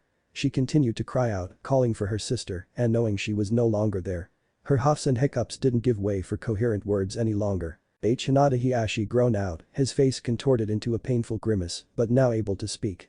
Please don't, please. That was music to her ears. A nagging feeling of regret as Hanabi cried out for her was making her heart hurt a bit. But hearing Hiashi begin to beg, that's what she had been waiting for. She was surprised it took so long though. Hanabi usually was more defiant, threatening her and such before finally realizing her short life was going to be cut even shorter. This time though she had immediately started calling out for her sister. Hinata wasn't used to that. The regret she hated so much ate at her stomach, tying it in a knot, but she would not stop. She never did, and she was sure she would be able to push herself to continue. Besides, it was still pretty fun. Each and Hanabi's cries made her frown. "Good night, Imauto," Hinata called. In the next instant a flash from Hinata's hands was seen. For a moment nothing seemed to happen. Then Hanabi coughed up blood. Soon enough a line spread across her throat from one side to the other. Hinata wiped the blood-dripping kunai clean on the sleeves of her kimono. Hanabi gagged and sputtered as blood began to run down her chin and over her face. The blood pooled fast, falling down onto the face and chest of Hiashi. The Hyuga patriarch could only let out strangled cries himself as the pain from his arms and chest persisted, and the sight of his youngest daughter being slaughtered like an animal completely broke him. His tears, for the first time in his life, were not for himself. He let out a painful howl as Hanabi's sputters slowed and her eyes faded. Her body stopped moving, save for the light swinging of her corpse as it hung from the ceiling. Hinata looked upon her father, having reached the pinnacle of her elation from the situation. Hanabi's suffering brought a sense of annoyance to her. She wanted to hate her sister. Her happiness was warring with the fact that she knew what she was doing wasn't fully justified. Killing her father she could justify. What she did to her sister and most of the other clan members, not so much. She wasn't supposed to be justifying it either. They did these things for fun. These warring emotions made her want to either punch something or just sleep it away. With a sigh, her elation began to fade. It was all downhill from there anyway. Her father's cries had faded as well. She looked down to see him passed out with his eyes open. She had broken him completely. It was fine. There was only one more thing left to. With expert precision, she began to remove his eyes. Once they were out, she sealed them within a small scroll. She didn't want him to have a quick death, but at this point, she was bored with the whole thing. The Hyuga heiress moved his catatonic form into a sitting position. She took the chopsticks from his hands, making him jolt as the pain stopped suddenly. His broken mind registered his eyeless state and he let out another howl. It was silenced as Hinata drove the chopsticks into the base of the man's skull. The pain would travel through his whole body, inducing paralysis just before causing his heart to give out from the shock of such intense pain. She watched as he fell over, his chest no longer moving. With a mournful gaze towards her sister's body, she steeled her nerves again. She needed to purge the rest of the clan. With them, there would be no regret. Hani Yamanaka walked through the village shopping district with an air of worry. She had recently heard through the grapevine that her daughter was suddenly associating with the demon boy. The woman's grief with the child stemmed from two different sources. One, the Yamanaka of course had suffered a few, though pretty minor, losses at the claws of the Kyubi. Kana was lucky that no one in her immediate family had been killed, but the collective feelings of the village motivated her to hate the child. Though her husband was indifferent to the child, borderline empathetic actually, she had never felt anything more than loathing for the boy. There was a small moment in time where she questioned herself, her husband being very persuasive on getting her to see the boy for something other than a demon. However, Mrs. Yamanaka was also a very vain woman as well. It was easy to reinforce her belief of the child for one reason. He was a social pariah. That was the second reason. Even if Kana had decided that Naruto wasn't a demon, him being a general outcast and misfit made her hate him. Irrationally, it was easier to say it was because he was a demon instead of admitting she hated a child simply because he didn't fit in and everyone else hated him. Against her husband's wishes, she had instilled some of that hatred in Ino. At least, she thought she did. One thing Kana had always known about her daughter was that she was a good actor and very proficient with hiding her real emotions. She knew Ino had been hurt by the broken friendship with Sakura. Her confidence had taken a hit, but Ino went on as if nothing was wrong with her. She sought solace in Shikamaru and Chaoji more so than she did in running after the young Ichiya. Ana wanted what was best for her daughter, so she encouraged her to continue to pursue Sasuke, disregarding what she knew of her feelings for her lost friend. The older Yamanaka woman had instilled an unhealthy sense of vanity in her daughter. She wanted her to draw confidence from her looks and social standing, as Kana herself had done in her younger years. She believed it was what gave Ino her confidence in the first place and knew if she focused on her looks instead of Sakura, she could get that confidence back. She had made it clear to Ino too that the people she kept company with would affect her social standing and therefore, her confidence. So it was obvious she would tell her daughter to stay as far as possible away from Naruto. If she couldn't, then she was to treat the boy with as much disdain as possible to show others that she in no way associated with him. For the few years they spent in the academy, Ino had been and done everything Kana wanted. So it surprised her to no end that several people claimed that her daughter, along with the Hyuga heiress, was seen walking through town, acting as if they were the best of friends with the demon boy. Even more so when they said they went to the demon's house. Many claimed that they were in no rush to confront the child, especially since the Hokage had shown up at his apartment not too much later. There were no clues beforehand that would have alerted her to her daughter's interest in the boy. Perhaps she were simply lulling the boy into a false sense of security before hurting him. She wouldn't allow that. Beyond it being a bit cruel, even for the village pariah, Ino was taking an unnecessary risk by associating with him more than she needed to. But what did the Hyuga child have to do with anything? Hana was so lost in her thoughts that she hadn't realized the sun had already gone down and she was nowhere near her home. Or the shopping district. Where was she? In all her 27 years of life, she hadn't remembered being in this part of the village. She stood on a road that seemed only big enough to fit at most 3 people shoulder to shoulder. It seemed to be a residential back alley type road that curved downwards. How had she ended up there? What was worse was that there seemed to be no one else around. It was eerily quiet. Too quiet even for a ninja village. She turned around to head back the way she thought she had come from. Briskly moving upwards in what seemed a spiral, her skin began to crawl. The only sound other than her footsteps echoing around her was the building wind. She wanted to be out of that part of town as quick as possible. The spiral road seemed to go on far longer than it should. On the verge of believing something was wrong, Mrs. Yamanaka let out a sigh of relief upon finally exiting onto a slightly bigger road. Before she could realize that there was still no one else on the road, something caught her eye. The building across from her, it was the demon's apartment building. Had she subconsciously been making her way there to confront Ino? No wonder she didn't recognize that part of town, she would never set foot in such a dingy place. With a sneer, she prepared to turn and head home, only to see a flash of familiar platinum blonde hair in the window of the demon's apartment. Her eyes widened. Ino is still there. Her motherly instincts overrode everything she thought about avoiding the apartment. She dropped the bag she carried and dashed to the building. She burst through the door, not caring if she broke it or not. The scene before her made her heart skip a beat. For a moment, she couldn't process what she was seeing. "Hey mama." Ino called happily as she straddled the waist of the demon boy, with a kunai in her hand, covered in blood. Ino. What have you done?" Mrs. Yamanaka dropped to her knees. Her daughter sat atop Naruto's shirtless form. The boy was blindfolded with his hands tied to one end of the couch and his legs tied to the other.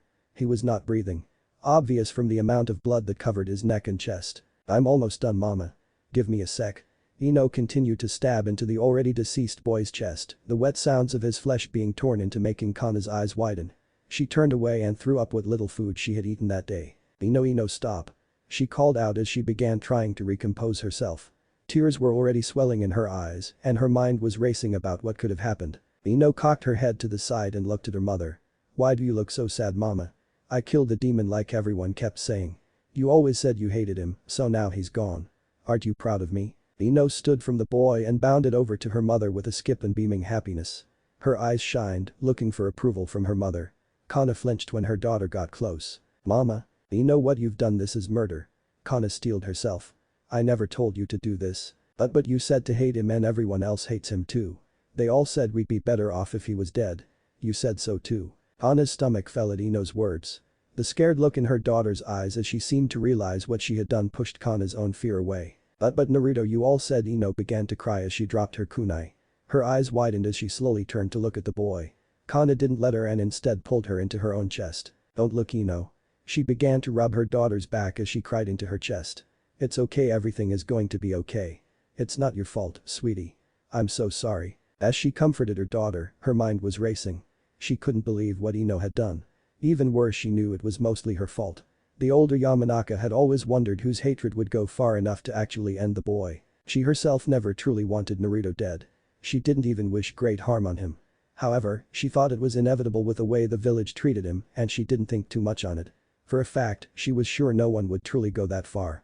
But seeing the image of her daughter stabbing him repeatedly with confused glee. Then the broken form of herself now. She was to blame. This should not have gone this far. Vanity be damned. She had turned her daughter into a murderer by following the crowd and worrying about her social standing. This was the price to pay for tainting her daughter's mind with hatred. No, I need to protect Ino. Regret can come later. The woman thought, doing her best to hold back her own tears. For once, the tears were actually for Naruto. The boy didn't deserve to die, especially in such a cruel way. But Ino was her first priority. I need to cover this up to get rid of the body. Mama, Ino whimpered in her grip.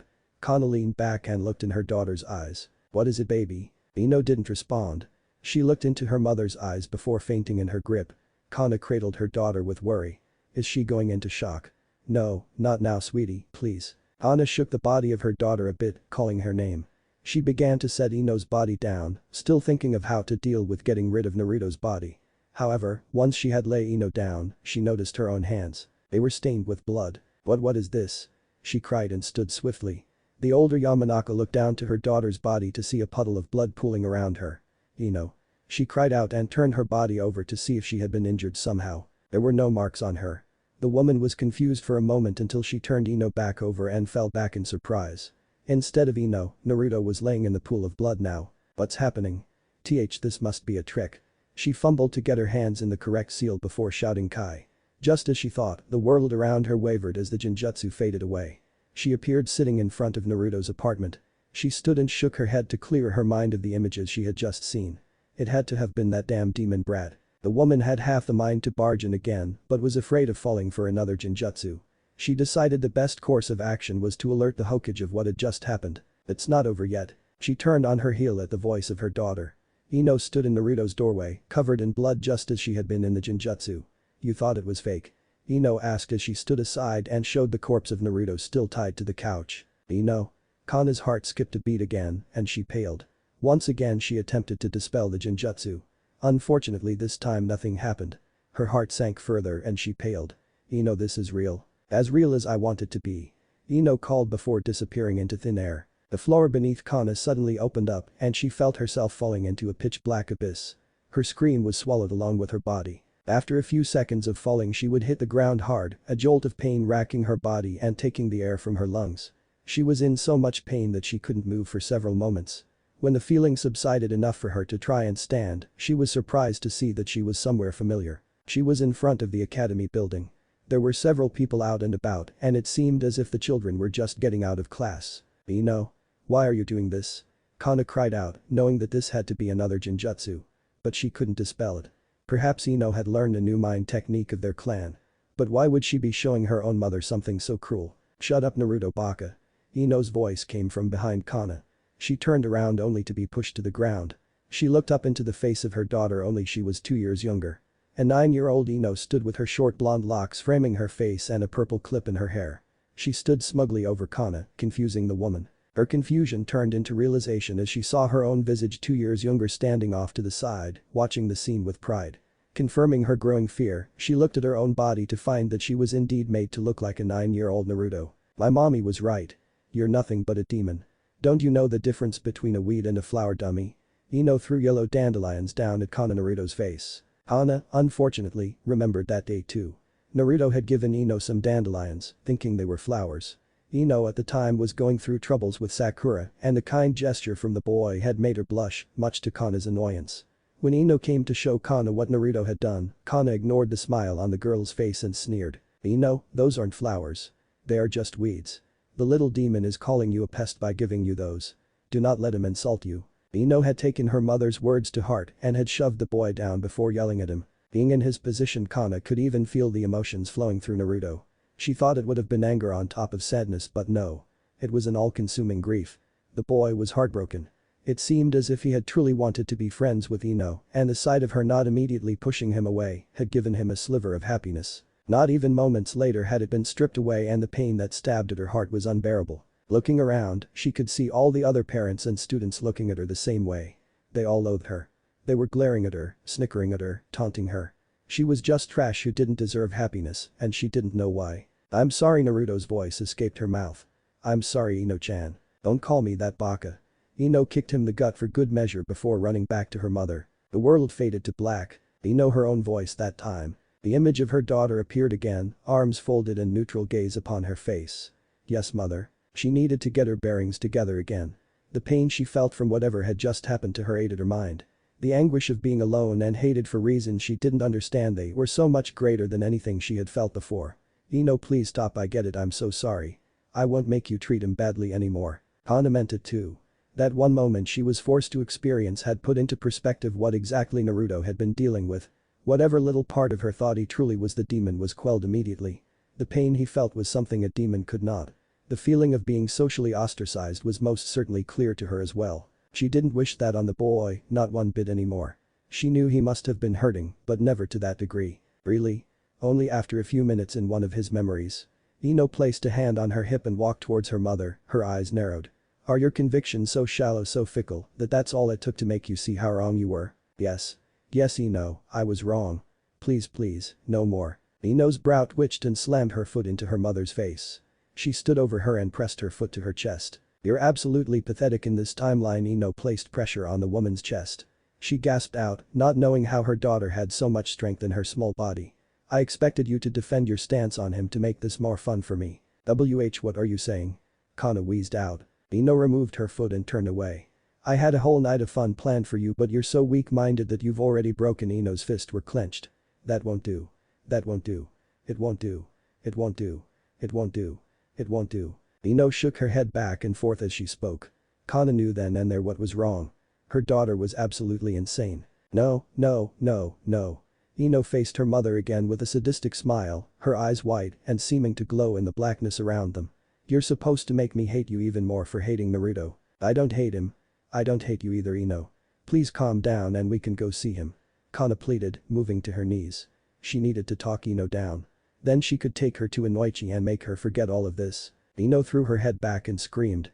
Then she leaned forward, her hair covering her eyes from view. She was silent for several seconds. Kana held her breath, afraid of what would happen next. Mama, Ino whispered. Why yes, baby. You're boring. Ino's voice was blank. She vanished again and Kana felt herself falling into the blackness. She awoke with a start, her breathing ragged and her body drenched in sweat.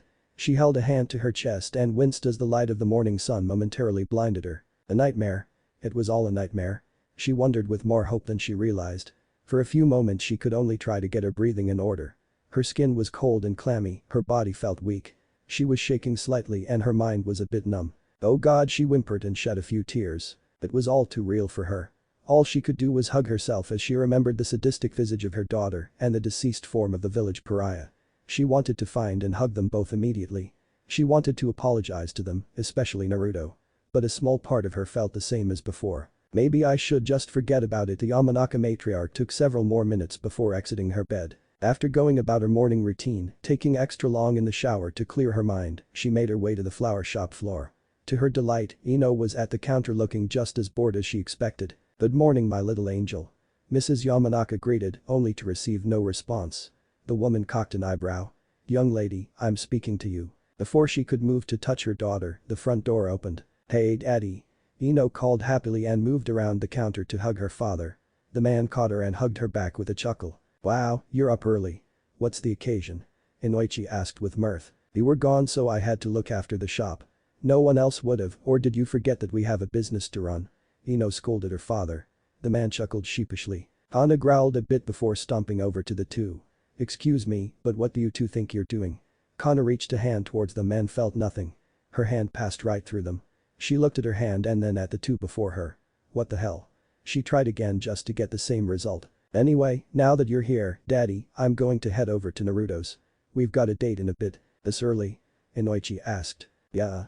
We're gonna help out Iruka-sensei with the incoming academy students first and then spend the day together. Ah. Well, have fun then, sweetie. You have fun on your date too, Daddy. Ino called and dashed out the door. Inoichi blushed, not having realized his daughter knew about his own escapades. He shivered. How does she do that? Maybe she is the gossip queen of Konoha, he mumbled before walking right through his wife and setting up to take over for Ino. Darling. Inoichi coy. Kana pleaded with her husband. The tears from earlier returned as she realized that her nightmare wasn't over. Unfortunately, she realized none of it was a nightmare. She moved to the door and on instinct walked right through it. The bustling crowds of Konoha's early morning moved about as if nothing was wrong. I need to find Ino so she can stop this madness. Knowing where the girl was headed, Kana made a beeline for Naruto's apartment. Every single person she passed that ignored her, intentionally or not, brought more dread to her stomach. She pushed the thought away in hopes of simply getting past it all. She walked right through Naruto's door and paused at the sight before her once again. Ino stood before her, looking right in her eyes. The annoyed look on her face sent a chill down Kana's back. Not wanting to be caught off guard again, Kana spoke first. Ino, end this nonsense immediately. This isn't funny in the slightest. I understand what you want. I won't treat Naruto unjustly anymore. If you want to see him, so be it. He can come over whenever you want, I promise. She went from stern to pleading. The elder Yamanaka could not keep it together. Her mind was shattering from what seemed to be never-ending karma. Ino didn't say a word, thought Kana knew she had heard her. Ino's gaze slowly went from annoyed to anger. Naruto-kun, let's go. I'm bored now. From thin air, Naruto appeared next to Ino. The power Kana felt from the boy almost floored her. He grabbed her daughter by the waist before shrugging at Kana. Sucks to be you. Were his simple words before he disappeared with Ino in tow. You brat. Where are you taking my daughter? Ino, come back. The woman screeched for a few minutes before she realized they were gone, and probably for good. Stepping back out into the streets of Konoha, dread fell upon her once again. Someone, she whispered, only for no one to pause. Anyone, she whispered louder. Answer me. She tried to grab someone, but they simply phased through her. She dropped to her knees as she realized even though she was surrounded by people, she was alone. Ostracized not from the village as a pariah. She was being forced to exist without existing to anyone else. Ino, please, she whimpered. Please don't leave me alone, I'm sorry. Please, come back, she hugged herself and cried. Please help me. But no one came. And they would never hear. Not the next day. Or the next day. Or the next week. Or the next month. Or the next year. Or the next decade. 10 years of being alone. Of seeing her daughter with the village pariah. Of seeing her husband with several other women. Of seeing her friends being happy. Of seeing her own grave being left to fade into the nothingness of everyone's memories. Naruto and Ino stood over Kana's unconscious form in Ino's room. Ino looked down at her mother with a look of pure rage. She wasn't supposed to change so fast. She made this boring.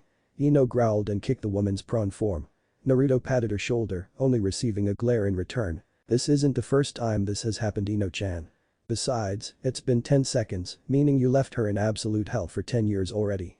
Don't you think she deserves a little sympathy for actually feeling regret?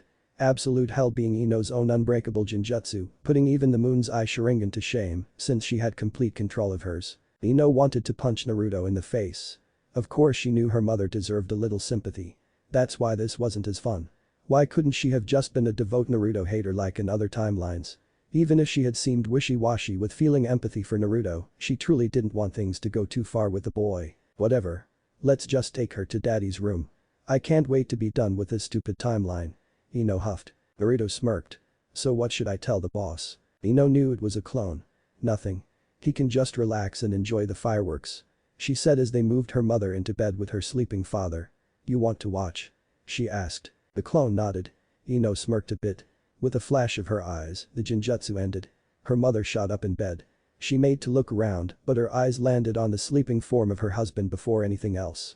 With a growing wail that almost seemed inhuman, the woman moved to straddle her husband and put her hands to his throat. Cheater. Cheater, cheater, cheater, cheater, cheater. She screamed with a sadistic glint in her eyes. Inoichi was startled awake and his hands instinctively found their way to his throat. Another flash of Ino's eyes and the man's strength vacated his body. He was left helpless and confused as the love of his life strangled him with sinister glee. I'm alive. She cried out. I exist. I'm here. I'm not alone. Can you hear me, Inoichi-koi? Can you feel me? Inoichi reached a hand up to touch his wife's cheek, his eyes puffy and face blue from the lack of air. He wiped a tear from her face as his struggles began to slow. Even as his chest stopped moving and his arms fell limp to his sides, Kana stayed atop him, her arms pressed to his throat until blood began to spill from the corner of his mouth. The woman smiled as she felt Inoichi's body. She touched his face and his chest before leaning down and placing a kiss on his lips. I'm back, sweetie. Naruto and Ino watched silently as Kana staggered out of bed and moved to her husband's nightstand. She took two of his kunai and swayed unsteadily before heading down the stairs and out the house. Naruto and Ino moved to a window, knowing what was about to happen. Before they even saw it, a scream rang out in the streets. I exist. I'm here. Can you feel me? Kana's deranged voice rang out as she stabbed a random woman on the street. Those around her looked on in shock and horror before she sprang towards another person and swiftly ended their life. The people began to scream and disperse. In a matter of seconds, Kana's deranged laughs were all that was heard as three Anbu appeared and pierced the woman through with their swords. The woman didn't stop laughing, even as her blood began to pool at her feet. She looked up, right at Ino and Naruto in the window. "I'm here. Can you see me, baby?" She asked before laughing hysterically for several more moments until her head was removed from her body. Only a moment later and an explosion occurred at the Hyuga clan's main house. The explosion had been the signal. From that point forward, Naruto, Ino, and Hinata forwent any forms of acting. The blonde duo appeared in the middle of the road where the Anbu were and slaughtered them with no effort whatsoever. For the next few hours, the Hidden Leaf village was subject to an unforgiving hell at the hands of 3 academy students. Those who survived and fled the village would forever remember it as the bloodiest day in the world's history, even more so than the Great Shinobi Wars. Several days after the trio had destroyed the Leaf village did some of the other villages receive news of what happened. None believed it. It would be their mistake as the bloody whirlwind that was Naruto, Ino, and Hinata tore through them, one village at a time. Once it was well known that the trio were indeed on a warpath, several factions finally decided to take action. Their first encounter was of Jiraiya and Tsunade. They attempted to calm Naruto, assuming he was being controlled by the Kyuubi. But once he made it clear that he was in complete control and had no intentions of stopping the destruction of the world, the two were forced to try and kill the boy. The battle was short-lived and underwhelming. The trio had no intention of prolonging the current timeline with battles of grandeur. Jiraiya and Tsunade didn't even have time to call each other's names before their lives were ended. Next up, surprisingly, had been Orochimaru.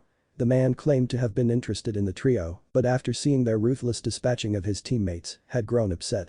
He told them regardless of their roads in life, he cherished his teammates and would avenge the. Instead, he joined them, along with his apprentice Kabuto not even moments later. The village armies of Kumo and Suna were their next opponents, all falling just as easily as the Sannin. The combined might of the Nibi, Hachibi, and Ichibi were nothing more than minor annoyances, all being wiped out by a single one of the trio. Ino had called dibs, wanting more action due to her mother's failed performance. The Akatsuki appearing next did not surprise them. With 3 of the 9 Bijuu dead, thanks to Ino, their mission was a complete failure.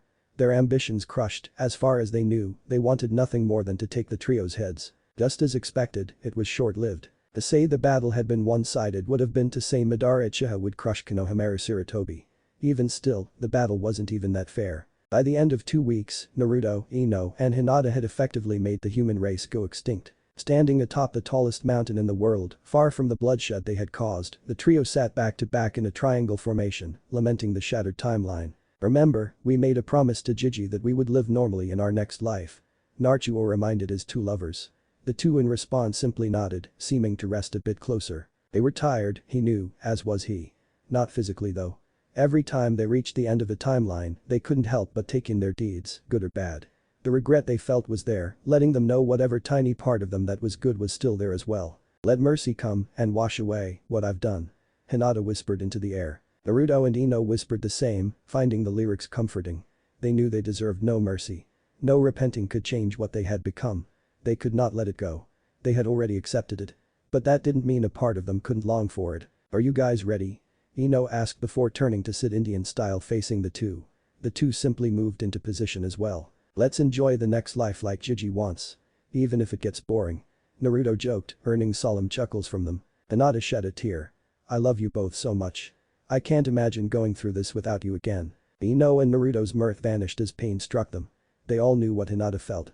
Before their grief could grow, Ino formed an odd hand sign. "No sulking.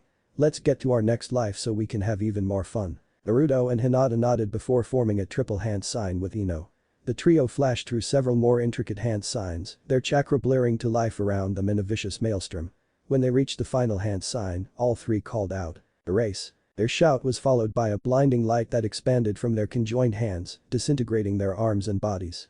Even after the trio were gone, the light continued, vaporizing the mountain they were on, wiping out the ground around it, expanding further and further until the entire planet was no more. They awoke to a familiar dark and dirty ceiling. The sound of a ceiling fan clicking on bad screws made him sigh in contentment. Twice in a row waking up at home. "Glad I don't have Tsunade's luck." The blonde sat up and stretched, yawning and feeling his power still within him. The messy room was an immediate giveaway to him being in his younger body still. Without wasting time, he headed to his small living room and took a meditative position, failing to sense if anyone else was already within his home. Just as he was about to start collecting the memories of the current timeline, the Kyuubi made its presence known. "Oh Kiid." Naruto paled at the Kyuubi's voice. "Oh fucking hell," he mumbled and entered his mindscape. As soon as his feet touched the ground, he found himself pulled into 2 large mounds of softness. He didn't even struggle, knowing he wasn't getting out of it so easily and didn't feel like expending the energy. Holding the blonde was a fair-skinned woman with red hair and fox ears, 9 red tails flowing behind her. She wore a black and red silk kimono that hung loosely off of her shoulders and showed her massive cleavage.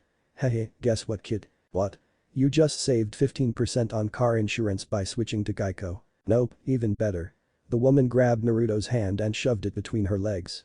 The blonde finally started and jumped back immediately. God damn it, Kurama. That's still weird. This will never not be weird. Naruto cried, turning away to hide his blush and awakening manhood. The now female demon just giggled before appearing before the blonde and pulling him into her cleavage again. Oh, come off it. You know you like fucking me in this form. Yeah, but you're always so enthusiastic about it. It freaks me out. What about when you're a girl in some timelines? You didn't seem to have a problem letting Sasuke Gaara shut up. I have bad judgment sometimes. Naruto blushed even brighter. He hated how even after so many lifetimes the Kyuubi could still get to him. In the rare few times where here the girls swapped genders, they fell into their roles just like they usually did. Naruto never got over how being in a different role was way too easy and comfortable. In Kurama's case, she didn't understand why Naruto felt the way he did when he didn't care about gender in the first place. She figured it was because she was a demon, but they'd been down that road plenty of times. So maybe there was just something psychologically impairing the boy to accept such a trivial matter. In any case, it didn't even happen in every gender swap timeline either. It was Kurama's own personal little puzzle that she wanted to solve. Anyway, shouldn't you be finding out what type of timeline we're in? Kurama asked. Also, remember that one story Hinata read? The Journey to Uzukage? Yes, to both of those. Why? Call me Kurumi. No. Oh, why not? Naruto glared at the pouting demon and ignored her question with a blush. Acknowledging the effeminate name would just solidify the impending physical relationship that was bound to happen between the two in that specific timeline. He didn't need that type of headache this early into a loop. I'm going to get the memories now, so shut up and wait. Ino and Hinata probably did theirs already. Without awaiting the demon's response, Naruto left his mind. Sure enough, he could feel both girls making their way towards his apartment. He also felt a third presence close by, within his apartment. As he prepared to face the presence, the door to the apartment opened at the same time as his bathroom door. Ani-chan. Na Naruto? Naruto asked, his eyes wide. Ani-chan. The girl yelled and dashed at Naruto, tackling him to the ground with a hug. In the door, Ino and Hinata stood with knowing smirks, both of them holding in laughter. Naruto's bewildered and slightly panicked gaze only made their mirth grow.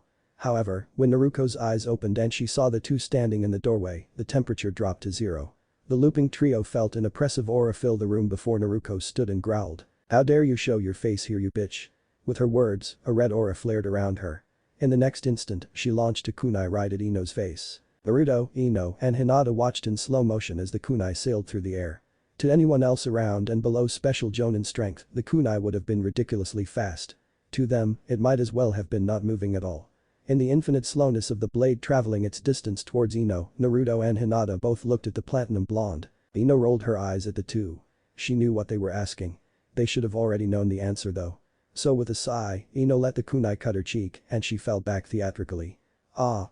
What the hell, Naruto? That was all Hinata and Naruto needed to know. They were going to fall into their roles of the timeline. Albeit, Naruto still didn't exactly know what his role was honestly. Then Naruto-chan, stop. Ino-chan I is here with Emmi. Hinata stammered out and moved in front of the downed Ino. Naruto's rage turned to confusion, the red aura fading. Why would you bring her here? Hinata, I trusted you. Naruto cried out with both anger and betrayal in her voice. Naruto Amado.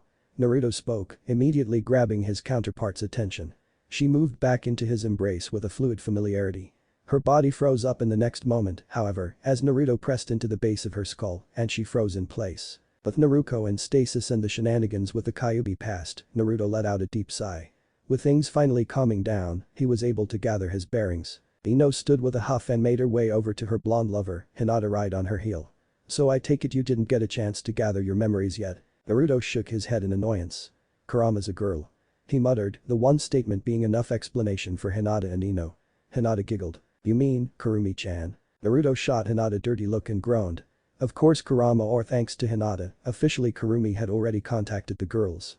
Give me a second to catch up please. The Jinchuriki passed his frozen sister to his lovers and took his meditative position. In an instant, the memories of their current timeline rushed into him. While it was rare for the trio to find a timeline that they didn't know backwards and forwards, it was even rarer to find a timeline with Naruto's twin, sometimes younger older sister Naruko in it. She was a very welcome sight to any timeline the trio ended up in, which made it even worse when the trio planned on destroying a timeline. They held the girl in almost as high a regard as they did each other. They still didn't understand why her existence was so sparingly encountered throughout their travels, not nearly as rare as chaos, but they could at least guesstimate when it would appear. They could possibly end up in 3 timelines straight with the girl and then not see her for well over 400 years afterward. Generally whenever the trio would find a timeline with the rambunctious blonde, whatever their plans were would switch to incorporate the girl somehow. As well, as far as they could remember, Naruko was the one and only existence that had always been on Naruto's side, no matter what. Even their own parents, Minato and Kushina, had been against the Jinchuriki in some timelines. This particular timeline was no different. Naruto paid rapt attention to the memories flooding him, knowing that he and the ladies would most likely be spending their entire physical lifespans in the timeline due to Naruto. The memories came in clear now. Starting from their birth, Naruto saw everything that was different. Due to Kushina having twins, Minato sealed the Kyuubi as halves within them both instead of himself. They were subject to a slightly modified speech of their parents' love to incorporate them both, though the parents' anguish was twice as bad as if it were simply Naruto alone. They were dying, knowing that they had sacrificed 2 children to the ire of the world instead of just one. From there, he saw something that made his stomach curl just a bit. Once everything was said and done, the Hokage ordered the children to be held in the psychiatric ward of the hospital. A modified padded room was turned into temporary nursery. The Hokage had very little contact with the children, and the 2 were raised in the hospital until they were 3 years old. Naruto knew then and there the 3rd Hokage was not his Jiji in this timeline. A small pang of sorrow, but more so anger, flared inside him. The previous timeline had a version of Sarutobi that would have gone to war for Naruto. He wasn't sure when the next time he would see a version of his grandfather like that would be again. The guilt of having taken the life his own hands aided him too, making it so his anger could only be pointed at himself. Once they were 3 years old, they were allowed entrance into the orphanage. The orphanage mother was a kind lady named Celica Mercury. Maybe one of the only kind things the Hokage had ever done for the duo, Hiruzen ensured Celica would treat the 2 fairly, just as she would any of her other children. The woman simply smiled at the Hokage and promised him she would go above and beyond for them. For 3 years, Naruto and Naruko knew what it felt like to have a mother. However, it was just 3 years inside of a new prison, as the duo weren't allowed to leave the orphanage grounds either. They couldn't truly make friends with the other children either. Once they entered the orphanage, the adoption rate of the others went up exponentially. Naruto figured people were just trying to get the other children out of there before they could be corrupted by the demons. There were plenty of times where the only occupants of the orphanage were Celica and the Uzumaki twins. As such, she forged a bond with them as tight as she could with them being so young. As well, the 2 forged a bond with each other deeper than any Celica had seen before. She was murdered on their 6th birthday. Naruto and Naruko had insisted on going out and actually doing something for their birthday for the first time ever. As much as Celica didn't want to, she couldn't say no to her 2 favorite people. Within only an hour of being outside, Celica had known that leaving the orphanage was a mistake. She had escorted the blondes to Ichiraku's raiment stand, hoping that they wouldn't want to go to the main area of the festival. However, there were several people who went to the stand to eat ramen in remembrance of the late Yondaime, an avid lover of ramen. The Ichiraku's stand was destroyed for serving demons, and Celica was forced to carry the children as she rushed back to the orphanage. Unfortunately, they only made it to the gates before they were caught. They were all beaten mercilessly, and unlike Naruto and Naruko, the auburn-haired woman did not have a healing factor. When the 2 recovered the following day, they were within their first cell within the hospital, where they would spend the next year in almost complete silence. They spoke to no one unless absolutely necessary, both aware that the death of their mother figure was their fault. Though he didn't tell them as such, Hiruzen did not deny their claims either. The 3rd Hokage finally did start overseeing the children, but it was never anything more than making sure that they had their basic needs met. For the life of them, neither Uzumaki could understand if the old man cared about them or not. He reminded them constantly of Celica's sacrifice, saying that they needed to do their best for her. When they were 8 years old, the Hokage personally enrolled them in the Shinobi Academy without asking them if they wanted to or not. He also did nothing to quell the fears of the civilians when they made claims of the demon twins attempting to regain their lost power. The beatings came far more frequently and resulted in multiple hospital visits for both blondes. The solidarity of the duo also grew as well. Where the twins were once inseparable, there was now an everlasting bond that could never be shaken. Naruto smiled. There was never a time where he and Naruko's relationship had never reached that point. The bigger turning point was Naruto and Naruko learning of the Kyuubi much sooner than usual. A particularly severe beating ended up putting both of them near death. They had awakened together in the link of their seals. They were between the two halves of the Kyuubi, both taunting them to rejoin them so they could destroy the world. The twins were almost tempted to do it if it weren't for a certain person calling out to them. Jiraiya of the Sannin was not happy when he found out exactly how his godchildren had been being treated in the village.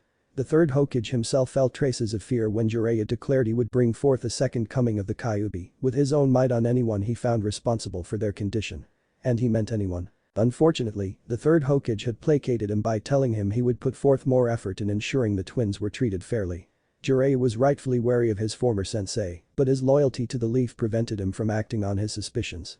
The Hokage also decided it was the right time to send Jiraiya on a SS long-term mission afterwards. The warning bells going off, Jiraiya knew something was up with Hiruzen.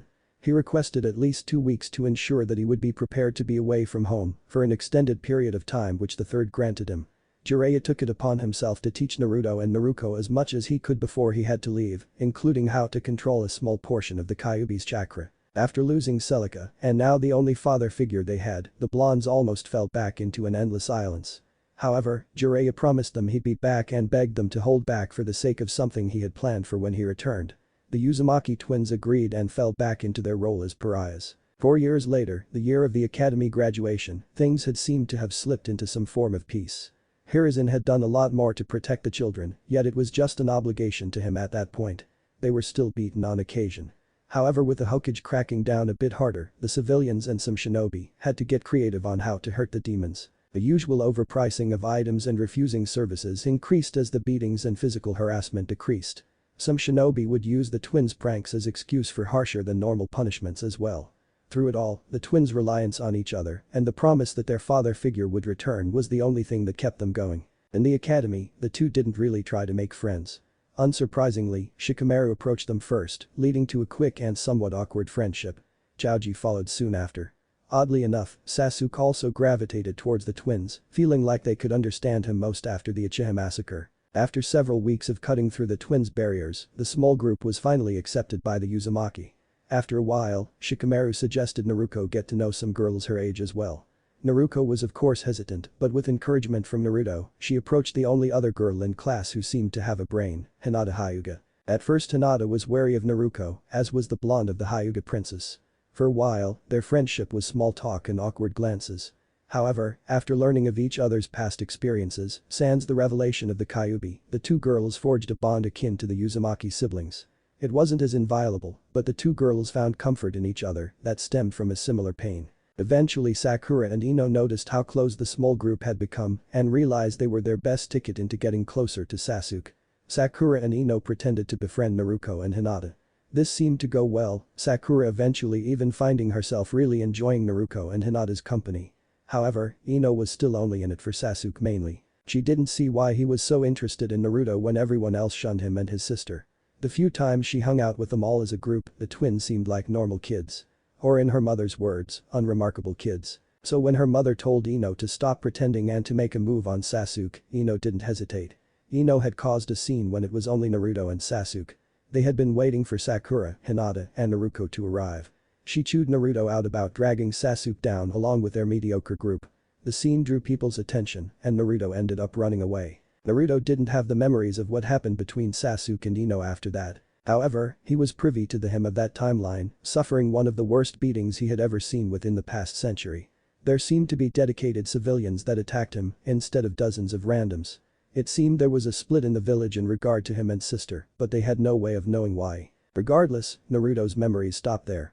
He was put into a coma. Humming out of his memories, the blonde let out a tired huff. He was angry of course, but more so because he wouldn't be able to simply find and kill the people that had hurt him. Living normally would mean they needed to keep as low a profile as possible until they could come up with a reason for why they had suddenly jumped in maturity and power. Ino Naruto started, but the platinum blonde shook her head. I know. I won't do anything for now.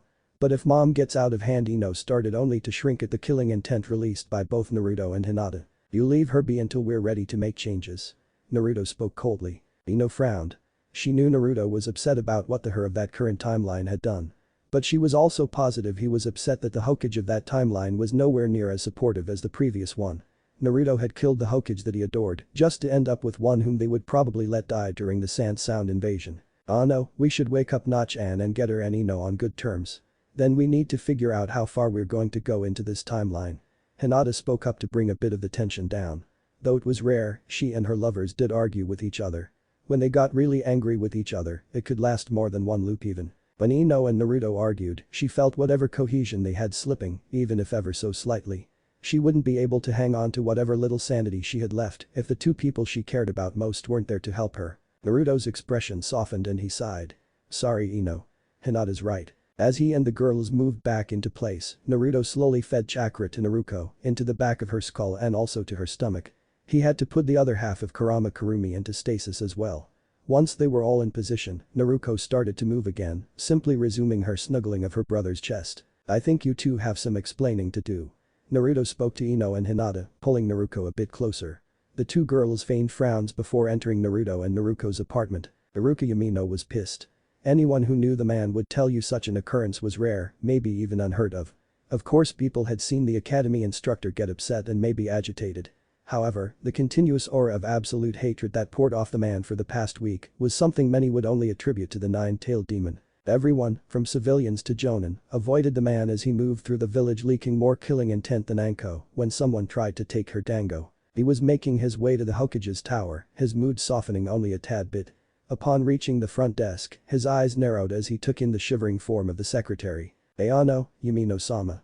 What brings you to the Hokage's office today? She asked, sweat pouring down her face. She fumbled with stacks of paper, looking everywhere but in the man's eyes. The woman could only function under the overwhelming pressure because of her position. Being in the Hokage's tower, she had felt plenty of killing intent, even from the Hokage himself. However, she couldn't fathom how an academy teacher was leaking more than the strongest man in the village. I have an appointment. Iruka growled out. Alright, go on in. She called a bit too quickly.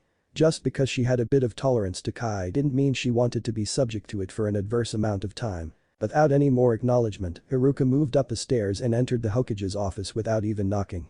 Sarutobi could feel the man's ire before he even entered the tower, and he knew exactly what it was about as well. Hokage-sama, Iruka, I would advise you to settle down before we have any sort of conversation, lest you say or do something you will regret. The Hokage's countenance was serious. Iruka growled in his throat but took a few moments to calm. The Sandaime was actually a bit put off by Iruka's actions. The man was one of the few shinobi he held close that gave him the proper respect he deserved. To see the man lose his cool was a bit terrifying and pretty comical. His mirth was lost due to the reason for the academy instructor's visit though. It was undoubtedly about Naruto and Naruko need to be accepted into a family. They can't live alone after what happened last week. There it was. Sarutobi let out an audible sigh, taking out his pipe as he gathered his thoughts. This wasn't the first time Iruka had come to the Hokage regarding the blonde twins. And Hiruzen knew, unfortunately for the man, that it wouldn't be the last time. As I've said before Yamino-san, there is nothing we can do for Naruto and Naruko until they become actual shinobi. In just a few weeks, you saw what happened. They don't have time. Iruka's voice shook the room, his voice resembling his very own big head jutsu. The Hokage's eyes took on a dark glare, but the academy teacher simply matched it with one of his own. You forget your place, Yamino-san? The Hokage asked, taking his pipe from his mouth. No. But did you forget the sacrifice made for those two children that you seem so keen on abandoning? He spoke of both their parents as well as Celica. This is your final warning, Chunin Yamino. Watch your tongue. The Hokage flared his kai once more, but Iruka merely flared his own. Yet, the Chunin teacher knew this is where their conversation ended. He didn't understand how the man he respected more than anyone in the village could be so callous when it came to his two technical wards. Iruka was well aware of the twins' heritage, as well as their burden. They deserved so much more than they had, yet the Hokage seemed to sometimes go out of his way to ensure they received only the bare minimum. Again, it didn't seem as if the village leader hated them, but it was almost as if they were just expenses. Commodities that needed to be kept in functioning, even if just barely, order. Forgive me, Hokage-sama. If you'd excuse me. This was the last straw. This was the last time Iruka would go to the Hokage. This was Hiruzen's last chance to do something for the Uzumaki twins. Now Iruka would take matters into his own hands. The village be damned, he would be there for the blondes. Even if it meant going against everyone he used to call friends. Naruko didn't want to believe a word they were saying.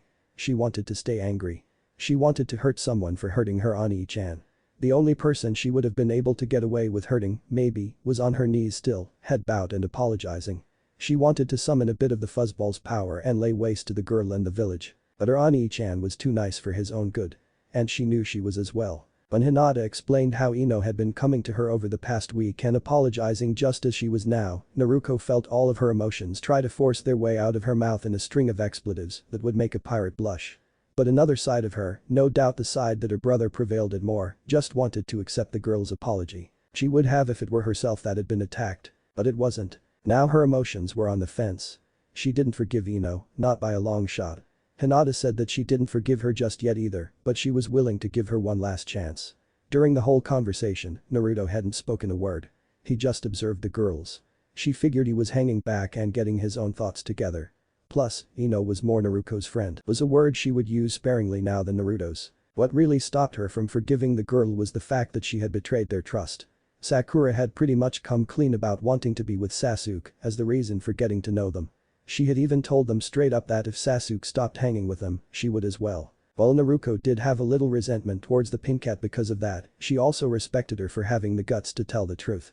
Plus, while they couldn't technically be called friends, she was at least friendly towards them. Ino had been on her hands and knees for the past 15 minutes while they explained the situation. After a bit, she tuned out what was going on and decided to connect her mind to Hinata and Naruto while the female Uzumaki decided her fate. I know we're going to be here for a while for Naruto-chan, but what should we try to accomplish while we're here? We can use a longevity jutsu to do the research we need to do. Ino suggested in her partner's minds. Hinata responded first. That would depend on if this timeline has the things we need, namely Orochimaru's more fucked up hideouts. Ino cursed in her mind. Shit. We're playing it by the book this time, so we can't just make our own lab, she sighed physically, making it seem like a sob as she was in front of Naruto. Well, we told Gigi we would live normally. But normal for us is anything but. We can make a few exceptions for the sake of research. Just nothing over the top. Naruto finally gave his input. We need to spend time in this timeline before we know how far we can go though. Hinata wasn't keen on waiting. However, with a defeat against Chaos not even a full month behind them yet, she was more than willing to take time to prepare for their next encounter, however far away it may be. Naruto and Ino silently agreed with Hinata, not knowing what else they could discuss. They were still partially paying attention to Naruto as well. Until we can get away from Naruto, you two will have to deal with getting your power back slowly. Naruto added to continue the conversation. Or pad the chapter. I can tell Kurama's already started working on you both. Kurumi. Both Ino and Hinata thought back in unison. Naruto grit his teeth but didn't even bother refuting his princesses. By the way, where is Kurumi-chan? She's working on our bodies, but she hasn't said anything. Naruto paused for a moment before feeling the Kyuubi within his seal, expelling a bit more chakra than was necessary to give Ino and Hinata their abilities. Naruto's own abilities were already back in order. It took far less time for the Kyuubi to realign its container's body and spirit than his partner's. It was the reason Naruto had created a sealing process to do what the Kyuubi could do, but much faster. He put two and two together and figured she was blocking the other half of herself from the conversation. But also knowing the Kyuubi, he was sure she was tormenting her other half as well. With the other half of her not able to physically affect the world, Kurumi was able to whatever she wanted within the seal. She probably would absorb her to save time at least, that's what Naruto hoped. If the other half, for whatever reason, let Naruto know what was going on too soon, it would cause problems. At least, problems in the sense that the trio were usually adamant on keeping their promises to people, even outside of each other. Not only did they still hold on to their words, their tattered nindo, but it also made the timelines less boring when they had to limit what they could do for a while. If things went south or outside of their plans, they would have to break their promise to the previous timeline Sandaime. But they would bear hell and back, literally, to ensure they didn't have to. Hey Kurama, well you're in there, start giving Na-chan some power too. I want her to be able to fight Zabuza alone if she needs to. Naruto didn't expect a verbal response, and just as he figured, he felt more of the Kyuubi's chakra bleeding through Ino's mental link. The blonde shivered at the hot chakra, her body heating up in more ways than one. Hinata was feeling the same, but not as much. How long before we can fuck?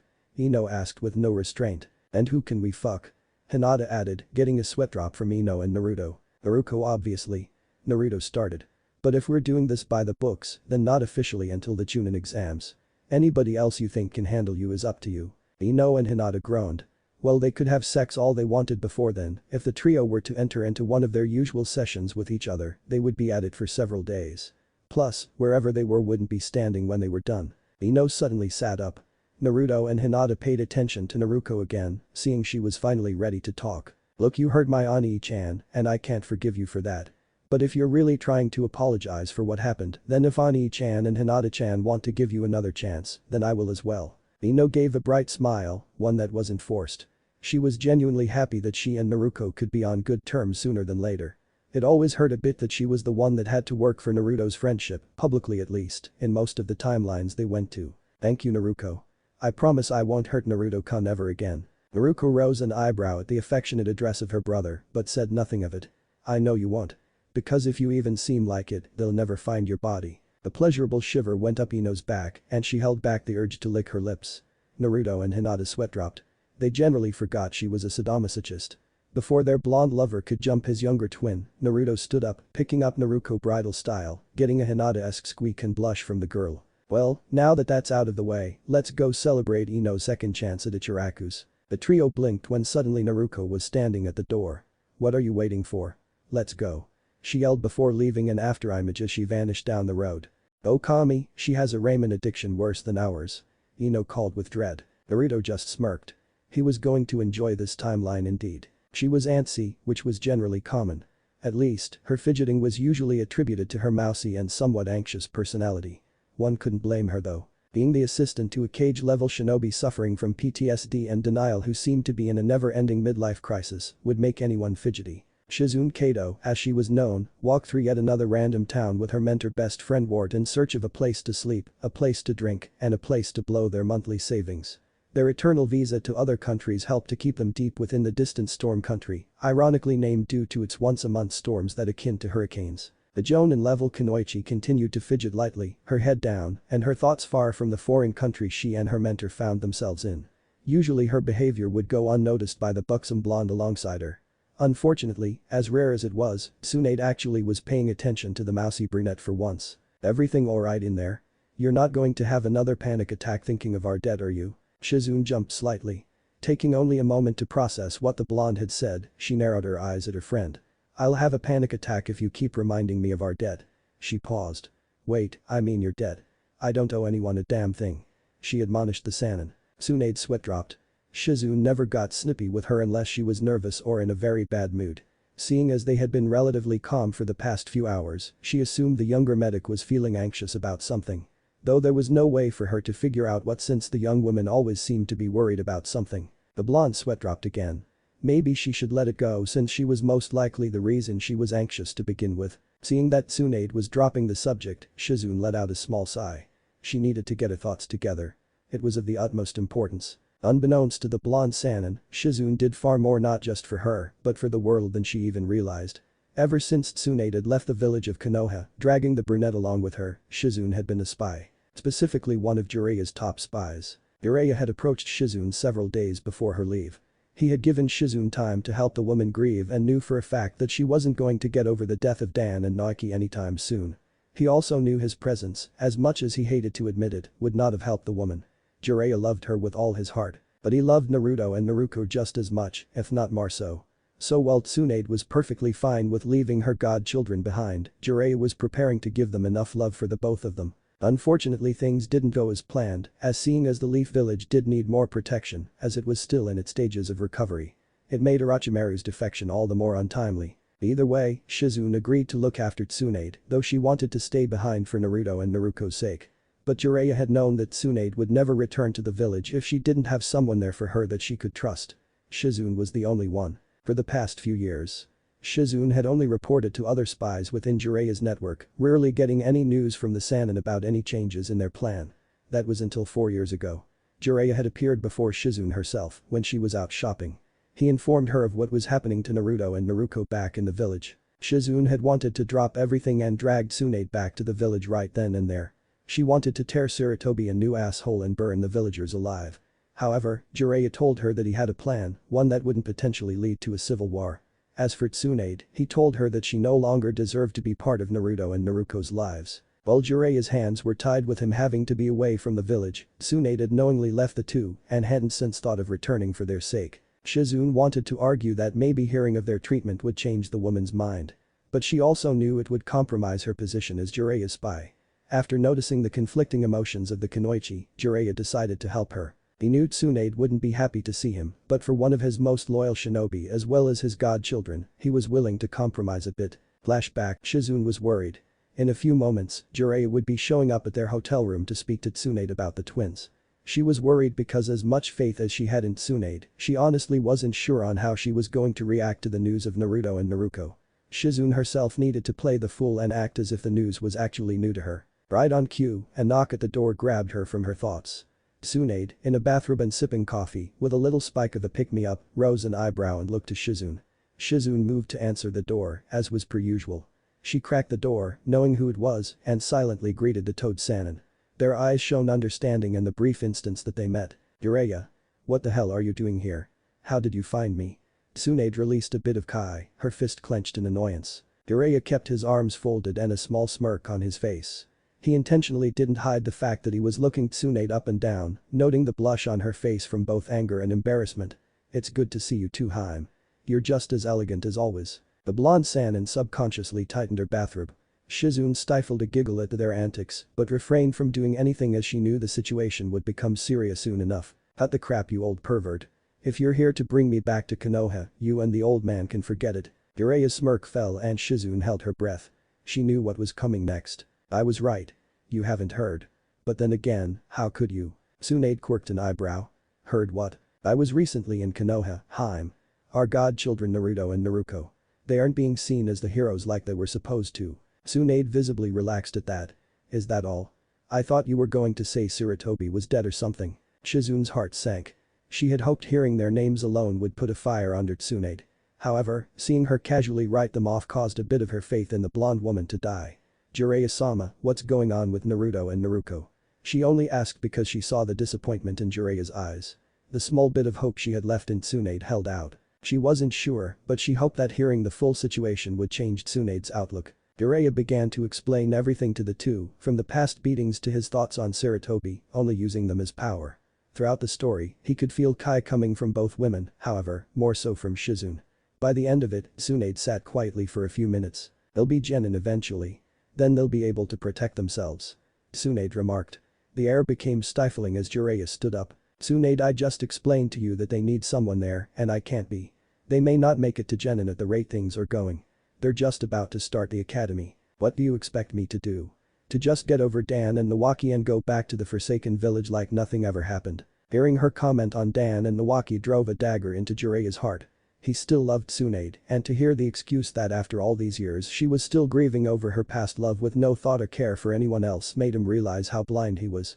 He didn't care if she didn't love him, but to push aside Naruto and Naruto was unforgivable to him. The look of disgust in Jiraiya's eyes actually made Tsunade's heart skip a beat. He had never looked at her like that before. It was a look she had only seen on him when Orochimaru was brought up. For a moment, she wondered if things were really as bad as Jiraiya said back in the village. But it couldn't be true. She wouldn't admit it, but she had faith in Sarutobi to uphold the Fourth's wishes, especially since he knew they were his children. Besides, she just couldn't go back.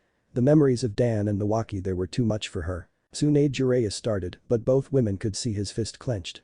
Instead of vocalizing anything else, he sighed and shook his head. A feeling of dread entered Shizune's stomach.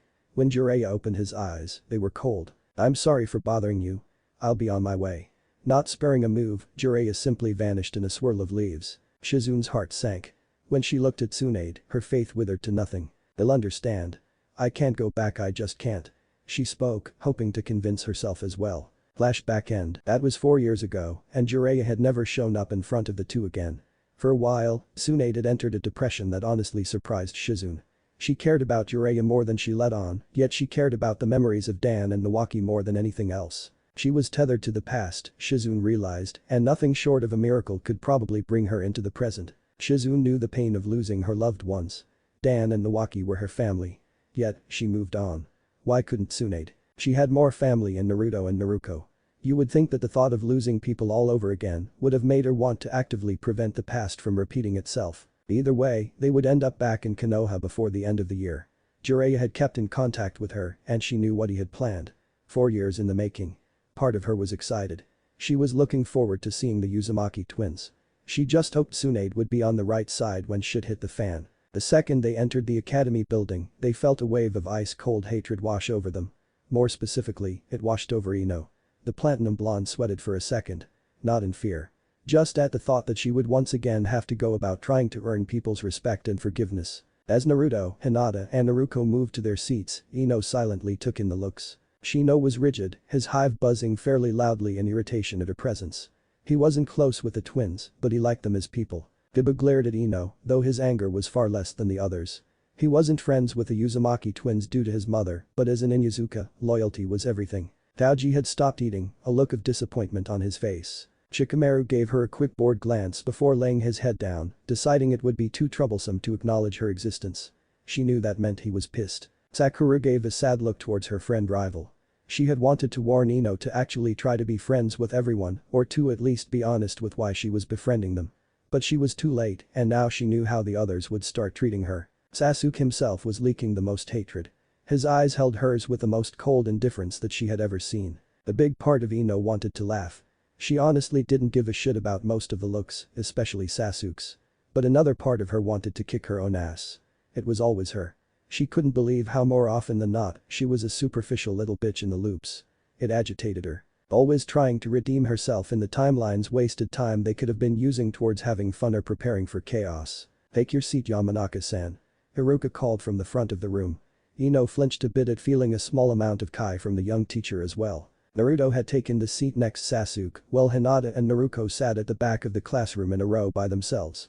They motioned for Ino to join them so others could see that they had already forgiven her.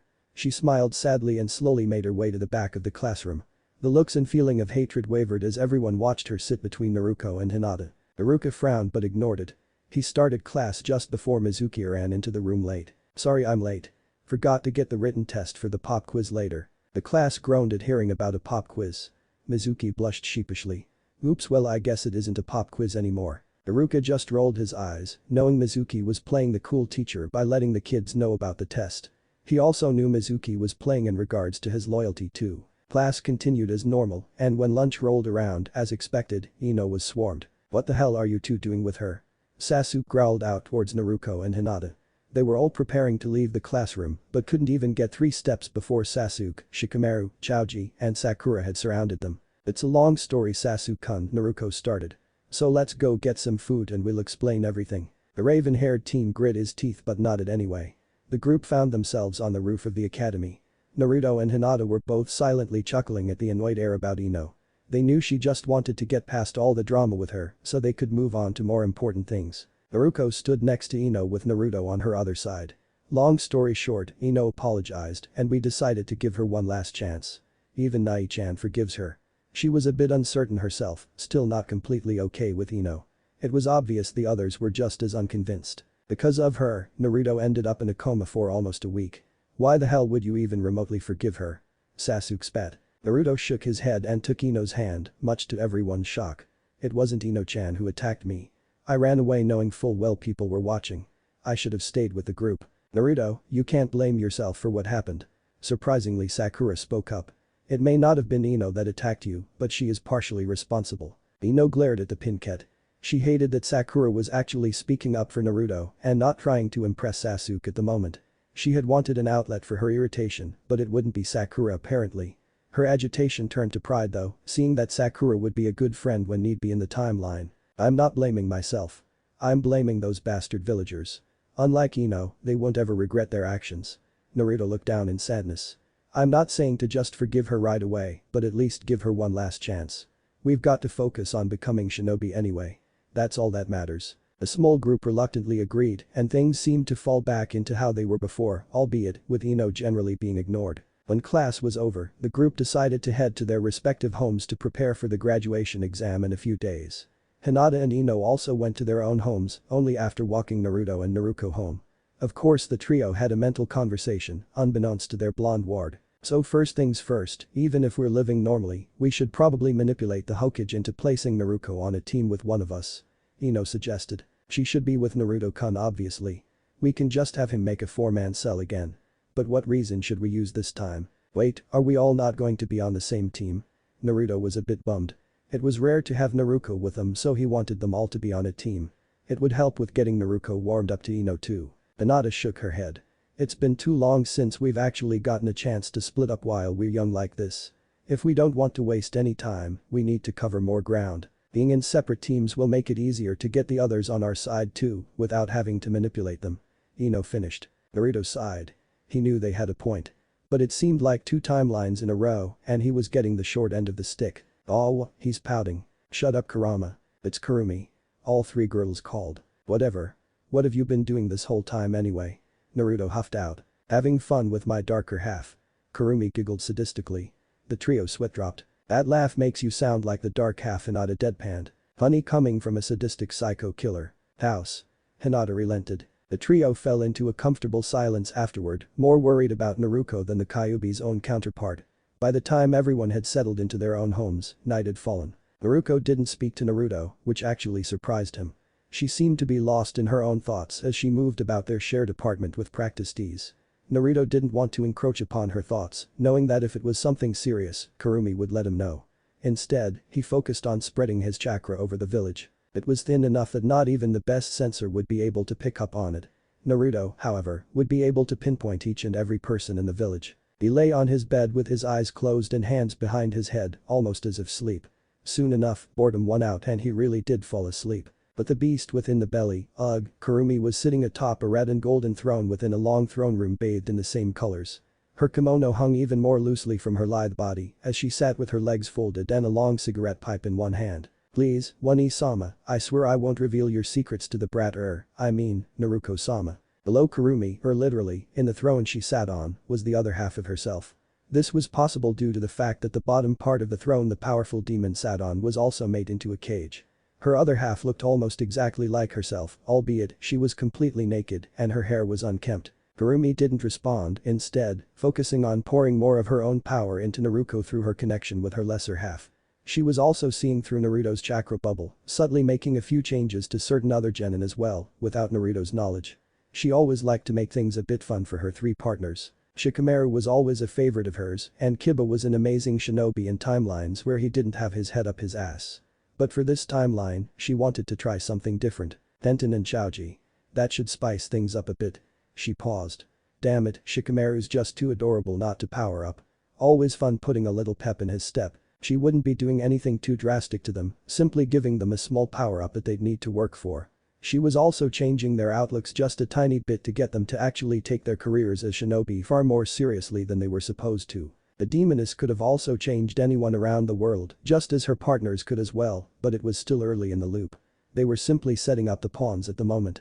She needed to work faster than the trio as well, seeing as they always had a head start on what they wanted to do in the timelines. She had found a way to escape the seal without killing Naruto a while ago, but due to a lost bet over 1,000,000 years ago, she wasn't allowed to do it without Naruto's permission.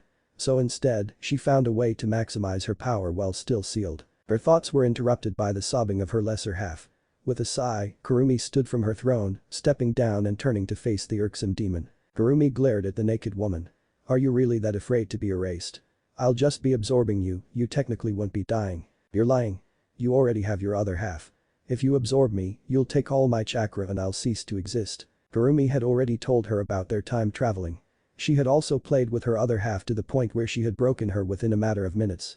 The thought brought a wicked smile to her face, which only made her lesser half shrink into herself even more. Flashback, after Naruto had left his mindscape, Kurumi immediately connected to the seal on Naruto. The wall that made up the opposite side of her cage turned into a perfect mirror of her own. The powerful aura of her other half swamped the area, though it wasn't even a light breeze to herself. As her presence registered to her lesser half, she couldn't help but grin wickedly. There was a pause as the lesser half eyed its counterpart. Why are you in the lowly form of a human?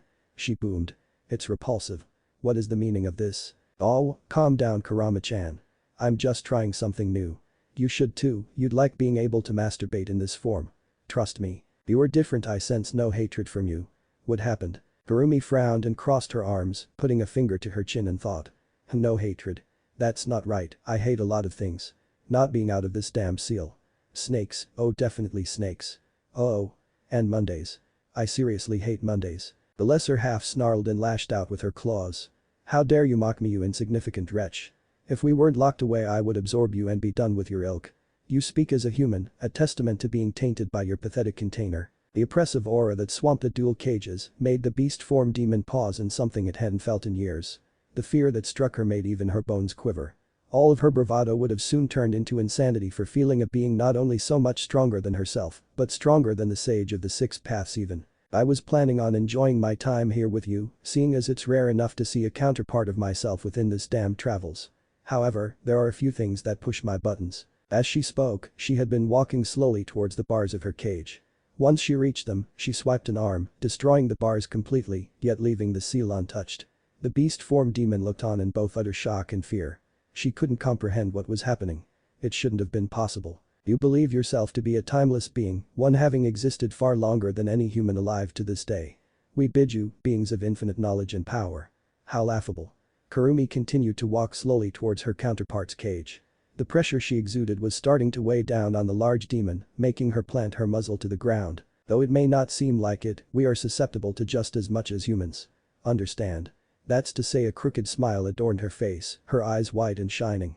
I'm just as insane as my lovers. Another swipe of her hand and the bars separating her from her counterpart vanished. So one of those things that pushes my buttons, is anyone talking trash about any of my lovers. The pressure broke the floor around the weaker demon. She whimpered but was unable to open her mouth. Her bones began to audibly groan under the stress. I know you're ignorant to all of this. I could absorb you and then you'd realize what I'm talking about. But that just wouldn't be any fun. Ino-chan would have my tails if I didn't make you pay for what you just said about Naruto-kun. Hinata-chan would probably find a way to lobotomize me while having me keep my senses. She shivered at that one. She didn't put it past the little monster to already know of a way to do that. So for the sake of my own self-preservation, and partially just because I want to hear you scream, I'm gonna have to hurt you. Kurama's eyes widened as Kurumi held up a hand. In the next instant, she felt something slide clean through her body, through her back, right through her spine. Finally the pressure abated and her maw flew open with a pained howl. Kurumi cocked her head to the side as she watched a glowing red blade of chakra impale her counterpart. She figured Kurama would last longer than that before showing pain. Perhaps she was being too harsh already. If you're wondering why that hurt so much, it's because it nullifies your immunity to the effects of your own chakra. Plus, you just had a big-ass blade shoved through you made of the corrosive chakra. A little mortifying to know that's the type of pain we cause to mortals, isn't it? She laughed to herself. Actually, it's a little ironic calling humans mortal. They have ways of prolonging their own lives or becoming immortal too. And we bid you are far from immortal. What are you? I'll kill you. Kurama shouted defiantly. Kurumi simply shook her head. But the flash of her eyes, 3 more blades rained down on the pinned fox, 2 more in her back, and the last in one of her 9 tails. The howl of pain that erupted from her throat made Kurumi's eyes glaze in ecstasy. The sinister smirk that adorned her face seemed permanent. It's rude to interrupt your older sister when she's trying to teach you something. But if you want to keep showing me that amazing face of agony, be my guest. Her shouts continued as the corrosive chakra burned her from the inside out. Yet, she knew she couldn't die like that.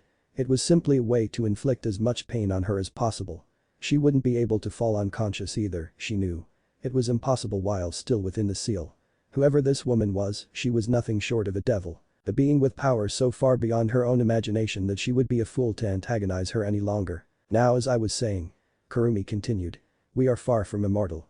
Though it's extremely hard to kill us, it's still possible. When we're defeated in battle, yes, we reform later.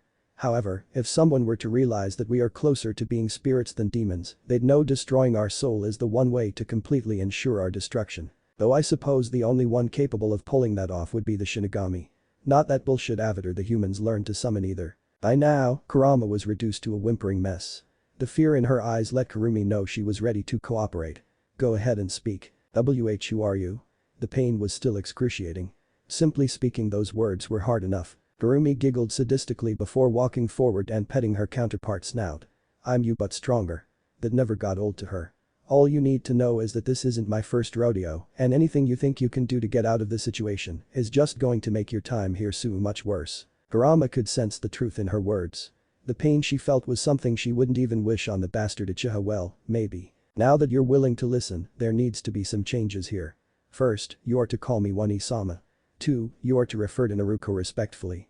3, if you even hint at letting her know something is going on in here, I will make the pain you feel right now seem like a soak in a hot spring. To emphasize her point, Kurumi dispersed the chakra blades by having them explode inside of Kurama, making the beast temporarily black out for a few seconds. Once she regained her senses, the look in her eyes let Kurumi know she was in acceptance of her fate. Almost broken. Oh, don't give me that look. I just had to make sure you were aware of the pecking order before we could continue being roommates. Flashback end. Anyway, you may as well get ready. I'm sure Naruto-kun is going to be bringing Na-chan in here at any moment. Kurumi stretched before waving a hand and having the area return to its dual Sower prison state. She walked back behind her own bars before taking the form of her demonic self.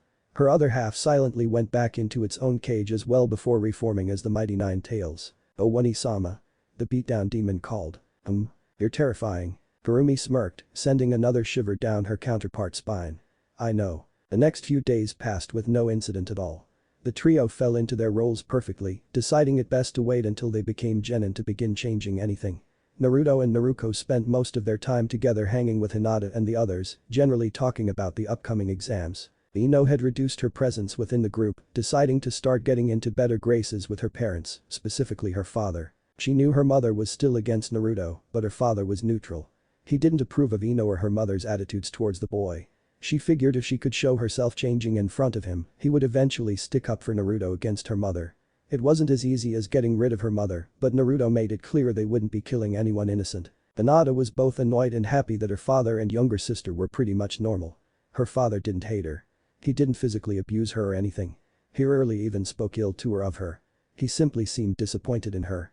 By extension, he didn't praise Hanabi as being better than her elder sister either. If anything, he seemed more empty than anything else. She minutely wondered if it was a timeline where Hiashi just never got over the death of his wife and his brother. For the most part, she just didn't care enough to look yet. Her younger sister was almost the same way.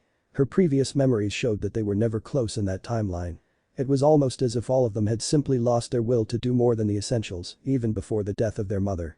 Hinata found solace that maybe there was something going on that could keep her interest within the clan without the need to cause havoc herself. She would never admit that she wanted her younger sister to smile either though. Finally, the day of the genin exam had arrived. While most of the students prepared themselves for the test, the trio discussed their plans for the upcoming few months. "Have you decided how to tell her, Naruto-kun?" Hinata asked. The trio had set up their genjutsu from the previous timeline, seeing that it would be weird for all three of them to simply sit silently while conversing within their minds. It was made easier by Naruto chatting with Sasuke and Shikamaru, leaving the trio to discuss what they needed. "Not really going to tell her outright. I'm going to scare her during the Mizuki incident." Ino and Hinata paled a bit. "Really, Naruto-kun? Out of all the ways, you're going to do that one?" Naruto shrugged. "She's already tougher in this timeline. She's a bit more independent already, and Kurokurumi's made her even stronger already. She'll be able to handle this." Ino and Hinata frowned. Ino folded her arms and glared at her blonde counterpart. "If she ends up hating you or getting seriously injured, I'm going to hurt you myself." Naruto narrowed his eyes at the Mind Walker. "Is that a threat?" "It's a promise, Naruto. We said no hurting innocents, right? Who here is more innocent than Naruko-chan?" Hinata flared just a tiny bit of her kai at the two, grabbing their attention. "If you two still have some aggression you need to get out of your systems from the previous timeline, just go fuck somewhere. But this is the second time you two were starting to get at each other's throats over nothing. I'll be damned if I have to watch you two destroy each other again. Get over yourselves and remember who we're here for now." Seeing the steaming face of the Hyuga princess made both Ino and Naruto sweat drop. They looked at each other before falling into hysterics. The youngest dimension hopper pouted and her face turned even redder. What's so funny?" She reverted back to her usual self in indignation. "Hina, you're so cute when you're trying to reprimand us." Naruto pulled the girl into an awkward hug, making her squirm. "I'm not trying to be cute." She whined, which only made her two lovers dote over her even more. She relented and folded her arms while pouting. Ino poked Naruto's side and pulled on his arm. "Hey, she's still right though. We really need to get over the last timeline. We're here now, and nothing is going too wrong just yet. I hate fighting you two, and there's no point in being at each other's throats right now." Naruto nodded with a sigh. "Blame it on sexual frustration and chaos." Like always, Iruka and Mizuki entered the class soon after, and the trio dropped their jutsu. Everyone stayed seated where they were. "Class, I know it's last minute seeing what today is, but we have a new student coming and that will be part of team placements if they pass their testing as well. He's a special case, but please be nice. You may enter Sai Shimura." The young Sai entered the classroom and Ino and Naruto couldn't help but look shocked. However, they both turned their attention to the diminutive Hyuga that was seemingly looking everywhere but at them. "Hinata-chan, what did you do?" Ino asked. "What? I thought it'd be easier for what we're doing with the teams. Plus, I found out Sai and Danzo are different in this timeline." "Different how?" Hinata wagged her finger and stuck her tongue out. "You'll see." The action only served to make Ino and Naruto once again hold in their squeals of how cute their Hina was. The Hyuga heiress seemed to notice and blushed while looking away again. Things fell into a familiar pattern afterwards, with Iruka giving a small speech about their duties as shinobi and then the same test that they usually had to take. In the end, everyone that was important ended up passing, including Naruto and Naruko. After being dismissed for the day, Naruto pulled Naruto away from the group, letting Ino and Hinata root their friends away from the school. "What's up, Nai-chan?" Naruto leaned against the side of the building, a small blush on her cheeks. Naruto looked at his younger twin and observed her mannerisms. She made small glances at him, primarily gazing into his eyes before blushing and looking elsewhere. He smirked, knowing that it meant she already was leaning towards a more taboo mindset when it came to himself. He already knew they were close, but that next step was something that usually took time. That didn't seem like it would be the case here. That also meant she would be more accepting of the things he would tell and do to her, eventually. "You remember what I told you about Mizuki team?" he asked. Naruto's blush faded and a small frown formed on her face. It soon turned to annoyance, however. "Yeah. I'm guessing that means he's probably going to try something today, since it's right before we officially become genin." She sighed. "We knew he was planning something against us.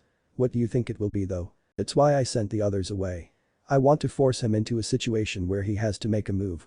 Let's go look miserable somewhere and wait for him to pop up," Naruto suggested with a sly smirk.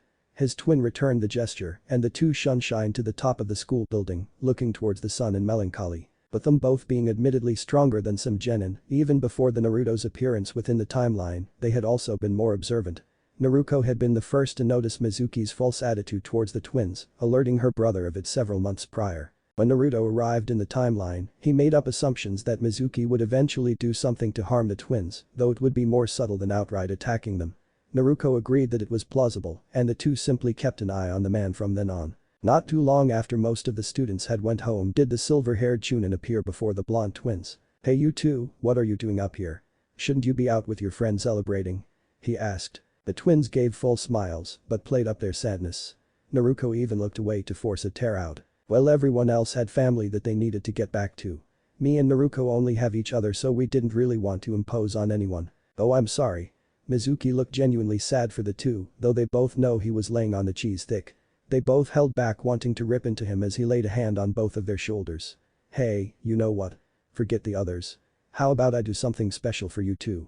Just between us three." Now it was the twins' turns to lay it on. Both blondes looked up at Mizuki with shining eyes and hopeful gazes. "Really, Mizuki-sensei? Yeah, but it'll just be between us. I don't want anyone to think I'm playing favorites, though you two always were the best to me." He winked and kept from falling over in laughter as he saw the sheepish blushes on the dual Jinchuriki's faces. "What are we gonna be doing, Mizuki-sensei?" Naruto asked. The silver-haired Chunin shook his head. "It's a secret. Instead, just meet me at the small house just outside of the southeast exit to the village." He gave them the direct coordinates as well. "Be there at about 9 p.m. Don't be late." With his words, he patted them on the head again and vanished in small whirlwind. When they were sure the Chunin was gone, they both looked at each other with deadpan gazes. "He's totally going to try and kill us," Naruto called. "Definitely. Want to go tell the Hokage?" Naruto asked, though he knew the answer. Seeing the grimace on his younger twin's face confirmed her answer. "As if we could do it by ourselves. Or at least let Iruka-sensei know." Naruto paused for a second. Generally he would agree with going to tell Iruka. However, this was one of the rare few times where Mizuki didn't want him, her, or them both to steal the forbidden scroll. So there would be no need to raise alarms in the village, meaning Iruka wouldn't need to come after them. He wouldn't need to be put in danger if something did end up happening. Whatever was waiting for them in the forest could be dealt with between just the two of them anyway. "Nah. Let's kick Mizuki team's ass first." Naruto shrugged but smirked anyway. She grinned before moving swiftly and jumping on Naruto's back. "In the meantime, Mashani-chan." To the Ichirakus. Naruto scoffed in good nature at his sister. "Better hold on then." He called back slyly before seemingly vanishing.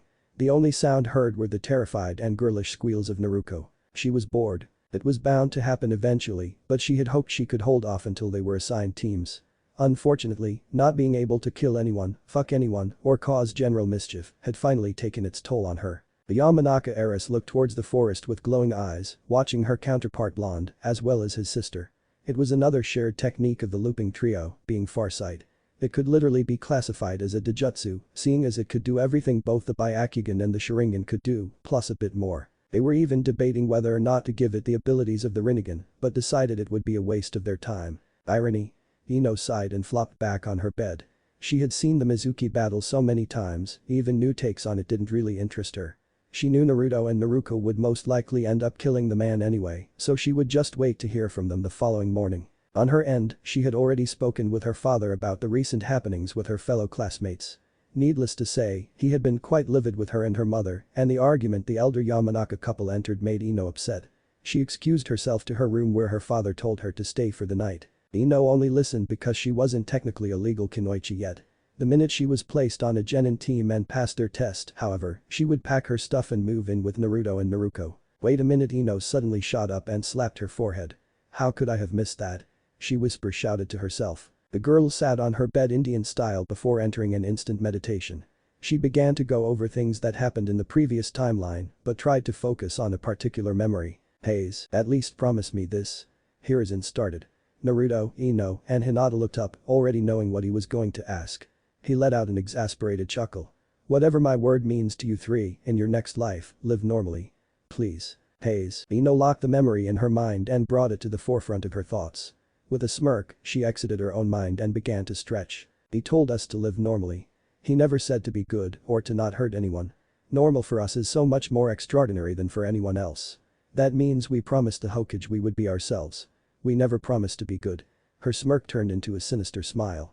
Fuck, I love loopholes. With that thought in mind, she wished they could find the time to unlock their full potential. Letting Kurumi slowly feed them their energy without the sealing ritual was tedious and took far too long. With as strong as they all were, it would probably take another few weeks or perhaps even months before they were at full strength again. So far, she could feel that she was barely stronger than Tsunade at that point. To her, that was the equivalent of a sick and dying newborn baby. People like Jiraiya and a few members of Akatsuki would still be able to defeat her and her lovers at the moment. Her frustration didn't last, however. Her mind drifted to the team placements. She had figured out what Hinata was doing by bringing Sai in early, though she didn't know what was supposed to be different with him and Danzo. She hoped that she'd still be with Shikamaru and Chaoji. It was rare for her not to be, so she wasn't too worried. But the extra pieces Hinata was adding had her a bit nervous. Speaking of my little Haim, Ino's thoughts trailed off as she looked in the direction of the Hyuga compound, making her eyes glow again. She could clearly see Hinata bathing with her younger sister, washing the smaller girl's back and hair. A content smile was on her face, and Ino felt the same contentedness envelop her. Hinata was happy to be with her little sister, something she had a generally hard time admitting. Ino smiled wickedly as Hinata began to tickle Hanabi, much to the younger Hyuga's shock. Ino took a mental video of the moment for blackmail material. Enjoying yourself, Tsuki-hime? Ino projected her mind into Hinata. Hinata squeaked and blushed a magnificent shade of red as she knew she was caught playing with her sister. Are you okay, Ni-chan? Hanabi asked as she looked at her sister curiously. Hinata just smiled warmly and continued to wash her hair. I am fine, Emauto. I just gotta chill. Hanabi shrugged and turned around to let her sister continue taking care of her. It was the happiest she had been as far as she could remember and didn't want to look a gift horse in its mouth. Any time spent with her elder sister would be precious to her. Ino-chan, stop being a pervert. Hinata admonished. What? I was just trying to see what you were up to tonight and if you were available to chat. There's a few things I wanted to tell you. And they couldn't wait until I wasn't in the bath or with my little sister.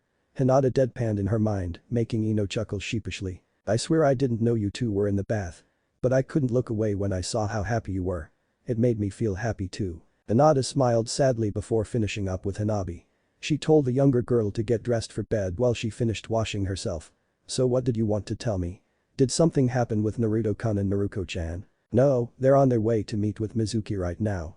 But, I did remember something that I think you're going to like. Ino replayed the memory of the previous timeline Sandaime speaking to them before he passed on. After the short memory, Hinata was silent for a moment. Naruto-kun's not going to like this. Ino scoffed. He doesn't have to like it. He agreed to it. Sarutobi-ji didn't tell us to be good. He told us to live normally. And normal for us is anything but, I know. But for Naruto-kun, he will see it as you just doing your best to cause trouble. Ino frowned a bit. Her and Naruto tended to get into it a bit more lately because of her growing need to cause destruction. It was something that only started about 400 years ago, but the defeat by Chaos 2 timelines ago made her itch grow. For a moment, Ino realized she needed to calm down. Maybe falling into her role within that world would help, but there was no guarantee. Maybe I am. But it's not against our promise either. I don't want to cause trouble here much. But I want to have more freedom too. Naruto's starting to treat me like a child. Hinata sighed, knowing what Ino was saying. The more Ino tried to act out in her own way, the more Naruto seemed to scold her, as if she were his daughter instead of his lover.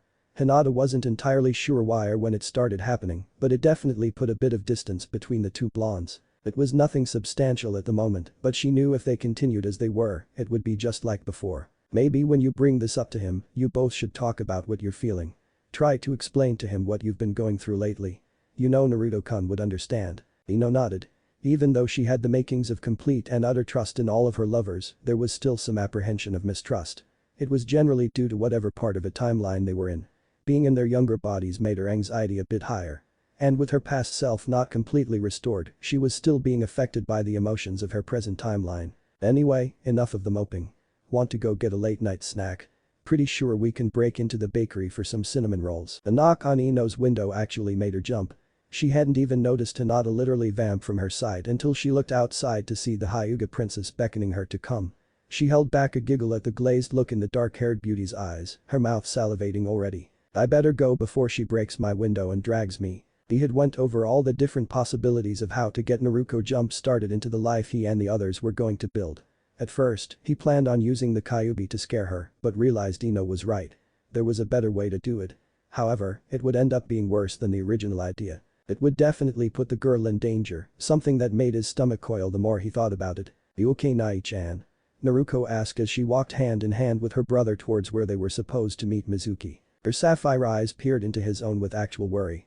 It made him feel even worse for what he had planned now. He would be sure to make it up to her afterward. She was their world, and he'd be damned if anything permanent happened to her, mentally or physically. "I'm fine. Just wondering how I got such an adorable Amato all to myself." Naruto almost tripped in her step, her face burning so red one could confuse her for the original Hinata. Her hand slipped from her brother's grasp, much to his chagrin. What are you saying? Don't be weird, baka. She turned from her brother, pushing the tips of her fingers together. "Oh, someone's tsundere." "Lies." Naruto shouted before jumping onto her brother with an unexpected hug, knocking them both down. Naruto sweat dropped but had to stifle his giggles at his younger counterpart's puffed up cheeks. "Did I strike a nerve? That's a taboo on Chan. Tsunderes are terrible creatures only fit for the worst parts of hell." Naruto's brain paused for a moment. Only the uproarious sound of Kurumi laughing her ass off in his mind brought him back to reality. "Nah-chan, I was only joking." "No. Tsunderes are little demons just waiting to rip out the heart of honorable and loving people who only want to see them happy. They're monsters who don't even deserve romance, even if they try to be cute sometimes." How did we even get on this topic? Naruto wondered as he could feel the passion of Naruto's words. Okay. You're not tsundere. Can you get off now? A sly smirk found its way onto Naruto's face. Naruto's brain paused again. Uh-oh. You know what? I can prove I'm not tsundere right now, Ani-chan. The twin-tailed blonde leaned up, straddling her brother's waist. Luckily for them, they were already in the forest headed towards where Mizuki wanted to meet up, so no one was around to see the compromising position. "Amato, my dear sweet little sister, what are you doing?" The older Jinchuriki was honestly a little nervous. None of his previous memories of the timeline showed Naruto being bold enough to take that next step in their taboo relationship. Nothing had happened recently that he knew of that would make her act this way either. On her part, Naruto simply put her hands on Naruto's chest before wiggling her hips a bit, slowly grinding on her brother through his clothes. A jolt went through them both. Naruto stifled a groan of pleasure, not sure if he should let this go on. "I'm not naive, Ani-chan. I see how you look at me sometimes. I know you've seen me look at you the same way." She continued to grind slowly as she spoke. Her cheeks began to flush pink and she let out small moans, making Naruto harden beneath her. "See? You're being more honest now too." A haze of lust began to form over Naruto. He could only take in the form of the girl atop him as his mind began to slip. She wore a more feminine version of his orange outfit, the jacket being short-sleeved and having a low cut for the chest area. It showed a decent amount of cleavage. It worked seeing as Naruto was the second most developed girl in their class, only losing out to Hinata. Her skin was flushed with her own arousal, his eyes lingering on her slightly pouty lips. Her hips were developing just as fast as her, she was almost as thick as Kurenai already. Naruto couldn't fathom how she looked even sexier than his sexy jutsu. The male Jinchuriki subconsciously gripped his sister's hips as she began to grind on him harder, kneading her softly as his own hips involuntarily pushed back against her motion.